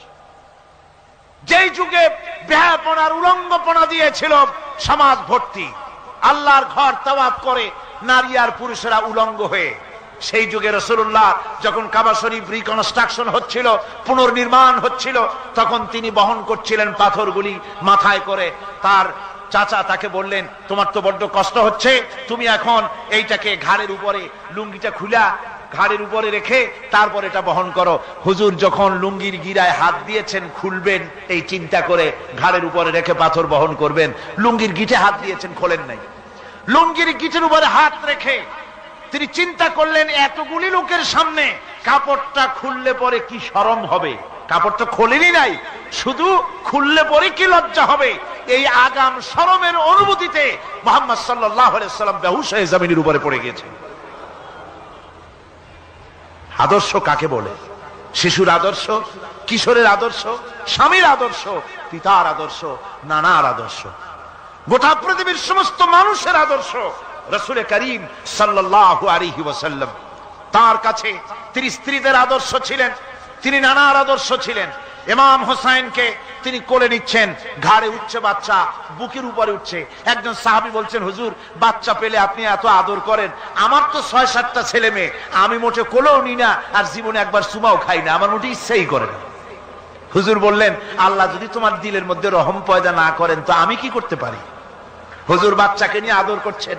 ইমাম হোসেনকে বলছেন, হোসেন কে বড় বলো তো, তুমি বড় না আমি বড়? হোসেন বলছেন, নানাজি আমি আপনার থেকে বড়।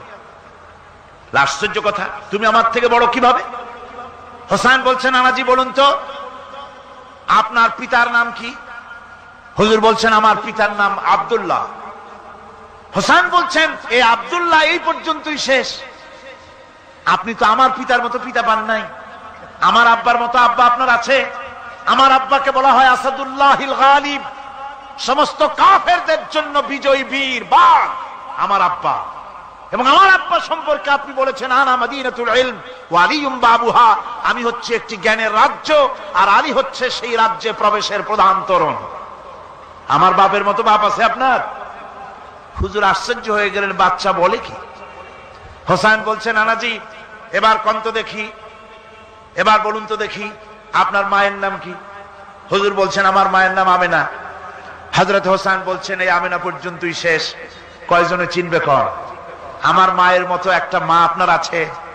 আমার মায়ের মতো একটা মা আপনি পেয়েছেন? আমার মাকে চেনেন? আমার মা হচ্ছেন জান্নাতের সাইয়্যিদাতুন নিসা, জান্নাতের সমস্ত মহিলাদের সরদারিনী আমার মা ফাতিমাতুজ জাহরা রাদিয়াল্লাহু তাআলা আনহা। আমার মায়ের মতো একটা মা আপনি পেয়েছেন? হোসেন বলছেন, নানাজি আরো বলবো নাকি? কয় হ্যাঁ বলো। বলছেন, নানাজি এবার কোন তো দেখি আপনার নানার নাম কি? হুজুর বলছেন, আমার নানার নাম আব্দুল ওয়াহাব। হোসেন বলছেন, এবার আপনি মানুষের কাছে জিজ্ঞেস করেন কয়জন এই আব্দুল ওয়াহাব রয়েছেন? আপনি কি আমার নানার মতো একটা নানা পেয়েছেন? আমার নানাকে আপনি জানেন? আমার নানা সাইয়্যিদুল মুরসালিন, আশরাফুল আম্বিয়া, রাহমাতুল লিল আলামিন, বিশ্বনবী জনাবে মুহাম্মদ রাসূলুল্লাহ সাল্লাল্লাহু আলাইহি ওয়াসাল্লাম।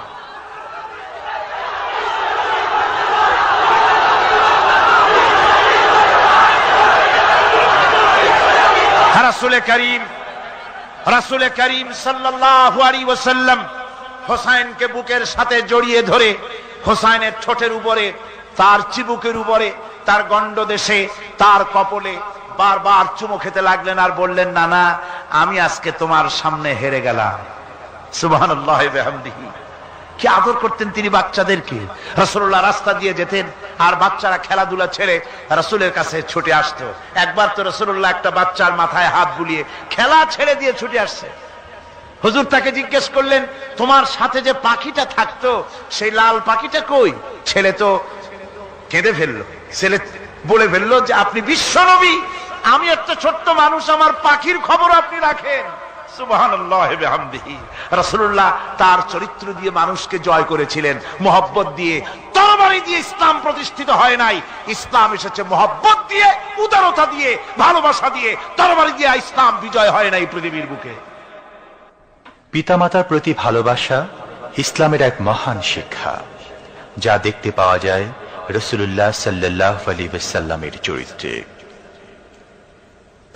আল্লাহ রাব্বুল আলামিন বলেন, وَقُلْ لَهُمَا قَوْلًا كَرِيمًا। মা বাবার সঙ্গে সম্মানজনক কথা বলো, খবরদার বেয়াদবি করবে না।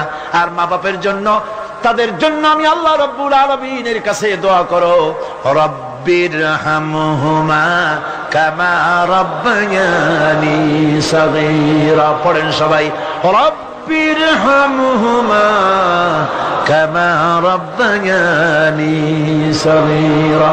আল্লাহ রাব্বুল আলামিন শিখায় দিলেন বান্দারে, তোর মা বাপের জন্য আমার কাছে দোয়া কর। আয় আল্লাহ, আমার মা বাপ যেমন ছোট্ট বেলায় আমাকে স্নেহের কোলে লালন পালন করেছে, মাবুদ গো আমার মা বাপকে তোমার রহমতের কোলে লালন পালন করো। আল্লাহ শিখাই দিচ্ছে। হাদিস শরীফ এসেছে, হুজুর বসে আছেন মসজিদে নববীতে, সাহাবায়ে কেরাম বসা, এক বৃদ্ধা মহিলা প্রবেশ করেছেন মসজিদে, হুজুর তাকে দেখে দাঁড়ায় গেলেন। মহিলা আসার পর নবীজি নিজের গায়ের চাদর বিছিয়ে দিলেন। মহিলা চলে যাওয়ার পর সাহাবায়ে কেরাম জিজ্ঞেস করলেন, হুজুর একজন সাধারণ মেয়ে লোকের জন্য হুজুর নিজের চাদর বিছাইলেন, বুঝলাম না ফজিলত কি, চিনলাম না মেয়ে লোকটাকে। হুজুর বলেন, সাহাবীরা চাদর তো ভালো, হক তো আদায় করতে পারি নাই, চিনতে পারো নাই, তোমরা বুঝতে পারো নাই। আমি দুনিয়া আসার পর আমার মায়ের দুধ আমার কিসমতে তেমন হয় নাই, আমি আমার মায়ের যত্ন তেমন পাই নাই, স্নেহ আদর তেমন পাই নাই। যার বুকের দুধ খাইয়া, যার কোলে কাখে চড়ে আমি বড় হয়েছি, ইনি আমার সেই দুধ মা হযরতে হালিমাতুস সাদিয়া। বন্ধুরা, মা যদি বেঁচে থাকে, রাত্রে বাড়ি গিয়ে পায়ে ধরুন, বলেন মা অন্যায় করেছি, জীবনে বহু বেয়াদবি করেছি, আমার মাফ করে দাও। বিশ্বাস করুন, মা বাপের যদি খেদমত করেন, মা বাপ যদি রাজি থাকে, রিজকে, খাদ্যে, টাকায়, ইজ্জতে জীবনেও কষ্ট হবে না। বিপদে অবিচলতার মুক্ত প্রতীক বিশ্বনবী মুহাম্মদ সাল্লাল্লাহু আলাইহি ওয়াসাল্লাম। সর্ব অবস্থায় আল্লাহর উপর ভরসা করে ধৈর্য ধরার ক্ষেত্রে তিনি স্থাপন করেছিলেন এক অনন্য দৃষ্টান্ত। হিজরতের ঘটনা তার প্রকৃষ্ট উদাহরণ। আমার ভাইয়েরা, বিপদে অবিচলতা আমাদেরকে পয়গম্বরেরা শিক্ষা দান করেছেন। আমরা দেখতে পেয়েছি বিশ্বনবী জনাবে মুহাম্মদুর রাসূলুল্লাহ সাল্লাল্লাহু আলাইহি ওয়াসাল্লাম হিজরতের রাত, কাফেররা চতুর্দিকে দাঁড়ানো, হযরত জিবরাইল এসে বলেন, ইয়া রাসূলুল্লাহ, হে কাফেররা চতুর্দিকে ঘিরে দাঁড়িয়েছে, গভীর রাত, এখন হাতে তাদের তরবারি, সকাল হলে পরেই তারা আপনাকে মেরে ফেলে দিবে, তাড়াতাড়ি ওঠেন, মদিনার দিকে চলে যান। আল্লাহ নবী ঘুমের থেকে জেগে হযরত আলীকে ডেকে বলেন, আলী, আল্লাহ অর্ডার করেছেন আমি মদিনায় চললাম, আমার বিছানার পরে আমার চাদর গায়ে দিয়ে শুয়ে থাকো। হযরত আলী বলেন, আল্লাহর হাবিব, আপনার চাদর গায়ে দিয়ে ঘুমিয়ে থাকবো, সকালবেলায় কাফির বেঈমানেরা আপনার বিছানার পরে আপনার চাদর গায়ে দেওয়া অবস্থায় আমি আলীকে তারা মুহাম্মদ মনে করবে, আর আমি আলীকে নবী মনে করে তারা তাদের তরবারি দিয়া কেটে কেটে টুকরা টুকরা করে আমারে বিদায় করে দেবে দুনিয়া থেকে। এতটুকুনো পরোয়া করি না, বরং আমার দিলের মধ্যে এটাই তৃপ্তি থাকবে যে আমি আলীর জীবনের বিনিময় আল্লাহর হাবিব দুনিয়ায় বেঁচে আছেন। নবীজি ঘরের থেকে বেরোলেন, চতুর্দিকে কাফেররা দাঁড়ানো। আল্লাহ নবী হাতে এক মুষ্টি বালু হাতে নিয়ে শাহাতেল ওযু পড়ে 3 বার দম করে বালুগুলো ছেড়ে দিলেন। বালিগুলি ঘরের চতুর্দিকে কাফেরদের চোখে চলে গেল। পরবর্তী সময় রব্বুল আলামিন ডেকে বলেন, নবীরে, বালি যখন নিক্ষেপ আপনি করেছিলেন, ধুলাগুলি আপনি তো শুধু নিক্ষেপ করেছিলেন, কিন্তু চতুর্দিকে কাফেরদের চোখে গেল কেমনে? একদিকে মেরেছিলেন, সেই দিকেই তো যাওয়ার কথা ছিল, চতুর্দিকের কাফেরের চোখে চোখে সেগুলো পৌঁছে গেল কেমনে? ওয়ামা রামাইতা ইদ রামাইতা ওয়ালাকিন্নাল্লাহ রামা। আপনি নিক্ষেপ করেন নাই, যখন আপনি নিক্ষেপ করেছিলেন আপনি তো শুধু বালুকণা ছেড়েছেন, আর ওই বালুকণাগুলি ঘরের চতুর্দিকে সব কাফেরদের চোখে পৌঁছবার দায়িত্ব আমার কুদরত গ্রহণ করেছিল। আমার ভাইয়েরা, নবীজি বিপদে, এতগুলি শত্রু তরবারি নিয়ে তিনি বিপদে ধৈর্য হারা হন নাই। আস্তে করে ঘরের থেকে বেরিয়ে হযরত আবু বকরের বাড়িতে গিয়ে হাজির। দরজায় গিয়ে আওয়াজ দিলেন, আবু বকর। অমনি দরজা খুলে গেল। লাব্বাইক ওয়া সাদাইক। হুজুর বলেন, আবু বকর রে, একটা ডাকে কেমনে সাড়া দিলে? তুমি কি ঘুমাইছিলে না? হযরত আবু বকর বলেন, হুজুর আপনি বলেছেন আমাকে নিয়ে হিজরত করবেন, আমি মনে মনে চিন্তা করেছি, না জানি কত রাত্রে নবীজি আসেন, উঠতে যদি আমার দেরি হয়ে যায়, নবীজি যদি দরজার কাছে দাঁড়ায় দাঁড়ায় আমারে ডাকাডাকি করে আর আমি যদি ঘুমায় থাকি, তাহলে আল্লাহর নবীর সঙ্গে বেয়াদবি হয়ে যাবে। এই মনে করে বিছানায় না ঘুমাইয়া আপনার গলার আওয়াজ শোনার জন্য এই দরজার সঙ্গে পিঠ লাগাইয়া লাগাইয়া দাঁড়াইয়া ঘুমাচ্ছিলাম। আল্লাহর নবী হযরত আবু বকরকে সঙ্গে করে নিয়ে চললেন মদিনার দিকে, উল্টা পথে রওনা করলেন। বারবার কাবা শরীফের দিকে তাকাতে লাগলেন। বুখারী শরীফে এসেছে, নবীজি বারবার কাবার দিকে তাকিয়ে বলতেছেন, রে কাবা, বড় আশা ছিল তোর কাছে থাকবো, তোর খেদমত করব, কিন্তু তোর নিষ্ঠুর সন্তানেরা তোর কাছে আমারে থাকতে দিল না রে। আল্লাহ নবী মিসফালা দিয়ে জাবালে কেদোয়ার উপর দিয়ে চলে গেলেন জাবালে সুরে। গুহার কাছে যখন গিয়েছেন, হযরত রক্ত হয়ে গেল। হযরত আবু বকর রাদিয়াল্লাহু তাআলা আনহু বলছেন, হুজুর আর উপায় নাই, দিন হয়ে গেল, এখন বুঝি ধরা পড়ে যাব, ওই গুহার মধ্যে গিয়ে আশ্রয় নেই। তবে আপনি দাঁড়ান, গুহার ভিতরে পাহাড়িয়া গুহা, বিচ্ছু থাকতে পারে, সাপ থাকতে পারে, আমি আগে ঢুকি, যদি কোনো হিংস্র প্রাণী থাকে আমার উপর দিয়া আঘাত হয়ে যাক, আল্লাহর নবী হেফাজতে থাকুক। হযরত আবু বকর রাদিয়াল্লাহু তাআলা আনহু গুহার ভিতরে নামলেন। নেমে গুহা সাফ করে হুজুরকে ডাকলেন। হুজুর তাশরীফ ফরমালেন গুহার মধ্যে। হুজুর বলেন, আবু বকর, হেঁটে হেঁটে কষ্ট হয়ে গেছে, তুমি বসো, তোমার উরুর উপরে মাথা রেখে আমি একটু ঘুমায়ে যাই। আল্লাহর হাবিব ঘুমায়ে গেলেন। হযরত আবু বকর লক্ষ্য করে দেখেন চতুর্দিকে অনেকগুলি গর্ত দেখা যায়। এই গর্ত থেকে সাপ আসতে পারে, বিচ্ছু আসতে পারে মনে করে নিজের গায়ের চাদর ছিঁড়ে ছিঁড়ে গর্তগুলি বন্ধ করা শুরু করে দিলেন। কয়েকটা গর্ত বন্ধ করার মতো চাদর আর নাই, পাও দিয়ে চেপে ধরলেন। এক পাহাড়িয়া বিষধর সাপ বেরোবার জন্য চেষ্টা করে বেরোবার পথ খুঁজে না পেয়ে হযরত আবু বকরের পায়ের উপরে দংশন করেছে। বিষের যন্ত্রণায় হযরত আবু বকরের চোখ থেকে পানি দরদর করে পড়ছে। রাসূলুল্লাহর ঘুম ভেঙে গেল। আল্লাহর নবী তাকে বলেন, আবু বকর, চোখে পানি কেন? বাড়ির কথা বুঝি মনে পড়ে গেছে? হযরত আবু বকর বলেন, ইয়া রাসূলুল্লাহ, আল্লাহর নামে কসম করে বলি, যেই দিন আমি ঈমান এনেছি ওই দিন থেকে আমার মা বাপ, আমার কোলে আমার সন্তান, আমার স্ত্রী, আমার জায়গা জমি ঘর বাড়ি, এমনকি আমার নিজের আত্মার চাইতে হুজুর আপনারে ভালোবাসি বেশি। তাহলে কাঁদো কেন? হযরত আবু বকর বলেন, হুজুর বাড়ির জন্য কাঁদি না, ছেলে পেলের জন্য কাঁদি না, সাপে দংশন করেছে, যন্ত্রণায় কাঁদতেছি। আল্লাহ নবী সঙ্গে সঙ্গে মুখ থেকে থুতু বার করে যন্ত্রণার জায়গায় লাগাই দিলেন। সঙ্গে সঙ্গে যন্ত্রণা বন্ধ হয়ে গেল। হুজুর বললেন, আবু বকর, প্রথম যখন তোমার এই আঘাত করেছিল সাপে, আমাকে কেন তাড়াতাড়ি বলো নাই? এতক্ষণ তো তোমার কষ্ট হতো না।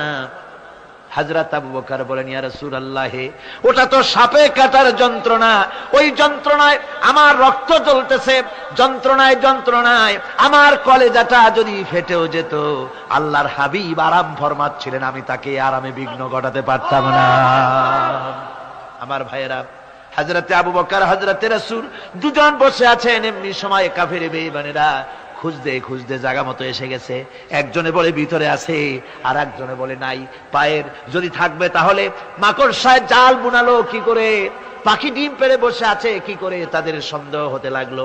এর মধ্যে নাই, একজন বলে আছে আর একজন বলে নাই। হযরত আবু বকর ভয়ের চোটে কেঁদে ফেলেছেন, হুজুর আর উপায় নাই। এই যে অবস্থা, এই অবস্থার ভিতরে, এই অবস্থার ভেতরেও আল্লাহ নবী এতটুকু ঘাবড়ে যান নাই।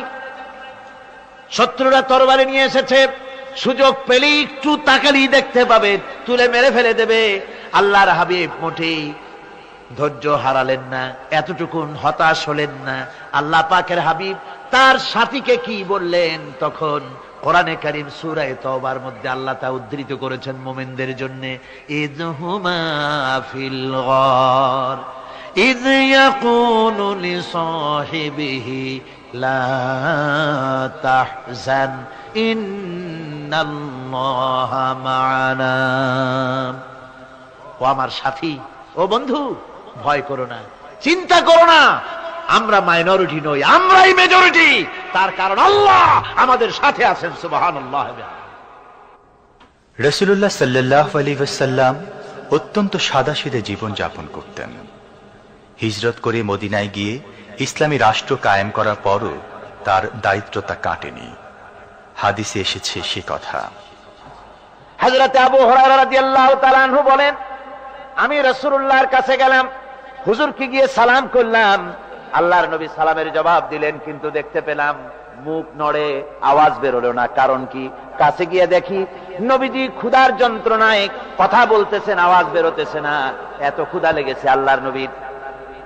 2-4 দিন চলে গেছে, খাবার নাই।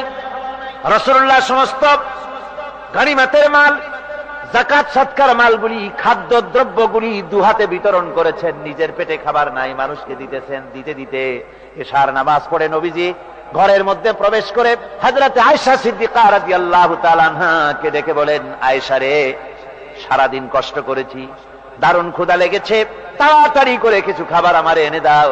হযরত আয়েশা হুজুরের ক্ষুধার্ত শ্রান্ত ক্লান্ত চেহারার দিকে তাকাইয়া হযরত আয়েশা কেঁদে ফেলেছেন। হযরত মা আয়েশা কাঁদেন আর বলেন, ইয়া রাসূলুল্লাহ, হে আল্লাহর নামের কসম করে বলি, আমি আয়েশার ঘরে কোনো পানি ছাড়া কোনো খাবার নাই। এই ছিল রাসূলের আদর্শ। হাদিস শরীফে এসেছে, আল্লাহর নবী বলেন, তোমরা যদি রাষ্ট্রীয় ক্ষমতায় যাও, বাড়ি না থাকলে সরকারি খরচ একটা বাড়ি নিতে পারো। তোমার যদি যানবাহন না থাকে, সরকারি খরচে যানবাহন নিতে পারো। ছেলে মেয়ের কাপড় চোপড়, লেখাপড়া, শিক্ষা, চিকিৎসার জন্য যদি না থাকে, তাহলে তুমি সরকার থেকে নিতে পারো। কিন্তু এর থেকে এক চুল পরিমাণ যদি পাও বাড়াও, সরকারের মাল জনগণের মাল, এর থেকে প্রয়োজনের বাইরে যদি তুমি নিজের জন্য নিতে থাকো, কিয়ামতের দিন আল্লাহর দরবারে চোরের কাতারে তোমারে দাঁড়ানো লাগবে। দুনিয়ায় যত সম্মান পাও না কেন, কিয়ামতে আল্লাহর দরবারে কিসের কাতারে দাঁড়াবে? চোরের কাতারে দাঁড়াতে হবে। রাসূল পাক সাল্লাল্লাহু আলাইহি ওয়াসাল্লাম এমন এক সমাজ কায়েম করেছিলেন। আমার হতাশাগ্রস্ত ছাত্ররা, যেসব ছাত্ররা সমাজতন্ত্র তোমরা করো, যারা সমাজতন্ত্র করতে হতাশাগ্রস্ত হয়েছে, এখন যাব কোথায় বলে হতাশ হয়ে গিয়েছো তোমরা, আমরা তোমাদেরকে দাওয়াত দেই, কোরআনের মাহফিল থেকে দাওয়াত দেই, ফিরে আসো। হতাশ হওয়ার কোনো কারণ নাই। লেনিন মরার, ও মরে গেছে। কার্ল মার্কস মরার, মরে গেছে, পচে গেছে, গলে গেছে, দুনিয়া থেকে শেষ হয়ে গিয়েছে। আল্লাহর নবীর নেতৃত্ব, সূর্য যতদিন উঠবে আর ডুববে, নবীজির নেতৃত্ব শেষ হবে না। ওই নেতৃত্বে আসো, রাসূলের নেতৃত্ব মেনে নাও, কোরআনের শাসন মেনে নাও, তাহলেই শান্তি পাবে তোমরা।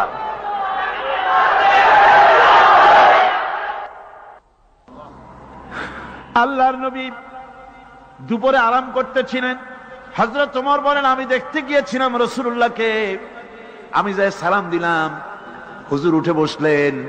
আমি দেখি খেজুরের পাতা দিয়া বুনানো দড়ি, সেই দড়ি দিয়া বুনানো খাটিয়া এখনো মক্কা মদিনায় আছে, যারা হজ করতে গেছেন দেখেছেন।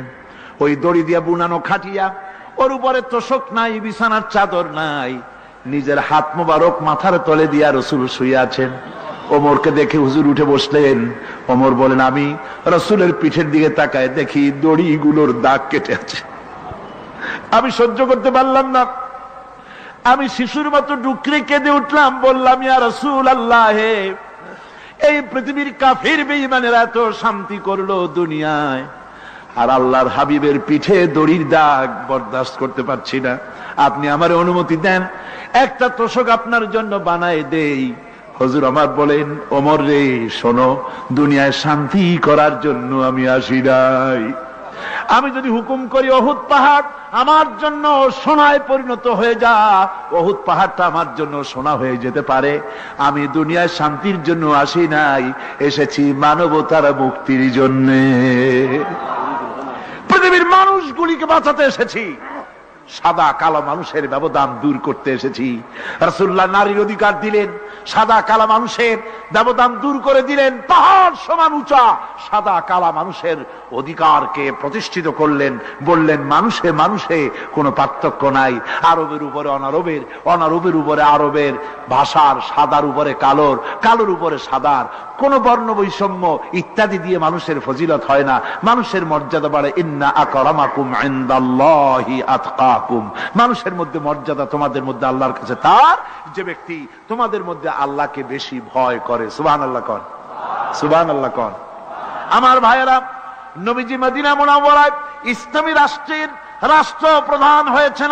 আজ বাজারে যেতেছেন, যাওয়ার সময় ডেকে ডেকে বলেন, বিধবাদের বাড়ির সামনে দিয়ে যায়, তোমাদের বাজার লাগবে নাকি? এতিমের বাড়ির সামনে থেকে যায়, তোমাদের বাজার লাগবে নাকি? আমারে বলো, আমি বাজার করে এনে দেব। নিজের পেটে খাবার নাই, দুয়ারে দুয়ারে খাবার পৌঁছে গেছে, খাবারের অভাব নাই, মানুষ খাওয়া পেয়েছে, পড়া পেয়েছে, চুরি ডাকাতি বন্ধ হয়ে গেছে। হুজুর বলেন খায়রুল কুরুনে কারনি, সর্বশ্রেষ্ঠ যুগ আমার যুগ। সুদ বন্ধ হয়ে গেল। রাসূলুল্লাহ বললেন সুদ আর চলবে না, হারাম। সুদ বন্ধ হয়ে গেল। হুজুর ব্যাংক চালু করে দিলেন। ব্যাংকের নাম হলো বাইতুল মাল। কি নাম হলো? এই ব্যাংক যেদিন রাসূলুল্লাহ উদ্বোধন করেন, আল্লাহ নবী বাইতুল মাল ব্যাংক উদ্বোধনের দিনে যে বক্তৃতা করলেন, বুখারীতে সেই বক্তৃতা লেখা হয়ে গেল। আল্লাহ নবী বলেন মান তারাকা দায়নান আউদিয়ান ফালাইয়া, আমার এই রাষ্ট্রের ভিতরে কোন মানুষ যদি ঋণগ্রস্ত অবস্থায় মারা যায় আর ঋণ পরিশোধ করার মতো অর্থ যদি তার কাছে না থাকে, তাহলে তার ঋণ পরিশোধের দায়িত্ব, তার বিধবা স্ত্রী আর তার এতিম বাল বাচ্চার সব দায়িত্ব আমি মুহাম্মদ সাল্লাল্লাহু আলাইহি ওয়াসাল্লাম আমার কাঁধের উপরে উঠাইয়া নিলাম। এমন সুন্দর রাষ্ট্র চালু হয়ে গেছে, মানুষ খাবার পেয়েছে, পড়ার পেয়েছে। বুড়োরা যাদের কাজ নাই, বুড়ো মানুষ কাজ করতে পারে না, তারা বসে বসে খাবারের ব্যবস্থা হয়ে গেছে। যুবকদের চাকরি হয়ে গেছে, বেকার কেউ আর বেকার নাই, সব কাজে ব্যস্ত হয়ে গেছে, মানুষের কাছে কাজ মিলেছে। কৃষক তাদের উৎপাদিত পণ্যের সঠিক মূল্য পাচ্ছে, শ্রমিক শ্রমের মর্যাদা পাচ্ছে, শ্রমিক মর্যাদা পাচ্ছে। রাসূলুল্লাহ বলেছেন শ্রমিক আর মালিক মনিব আর গোলামের সম্পর্ক না, সম্পর্ক ভাই ভাই। সম্পর্ক কি? শ্রমিকের মর্যাদা রাসূলুল্লাহ এভাবে দিলেন, নিজে শ্রম দিলেন। মদিনার 8 বছর চলে যাওয়ার পর হযরত আয়েশা রাসূলুল্লাহকে দেখলেন মাজা কুজা। হযরত আয়েশা বলেন হুজুর মাজাটা কুজা কেন? বয়সের কারণে হলো নাকি? হুজুর বলেন না, বয়সের কারণে হয় নাই। এই মদিনার চতুর্দিকে কাফির বেঈমানেরা যখন মদিনাকে আক্রমণ করেছিল, আমি তখন মদিনার চতুর্দিকে খন্দক পরিখা খনন করেছিলাম, 3 মাইল লম্বা, 15 ফিট গভীর, 30 ফিট চওড়া। সাহাবীরা মাটি কেটেছে, আমি মাটি বহন করেছি, আবার আমি মাটি কেটেছি, সাহাবীরা মাটি কেটেছে। মাটি কেটে আর মাটির ঝুড়ি বহন করে করে কোমরে যে বেদনা হয়েছিল আজ পর্যন্ত সেই বেদনা সেরে যায় নাই। এই হলো আমার রাসূল, এ হলো বিশ্ব নবী। কি নবী? সিল্লা এখন কি নবী?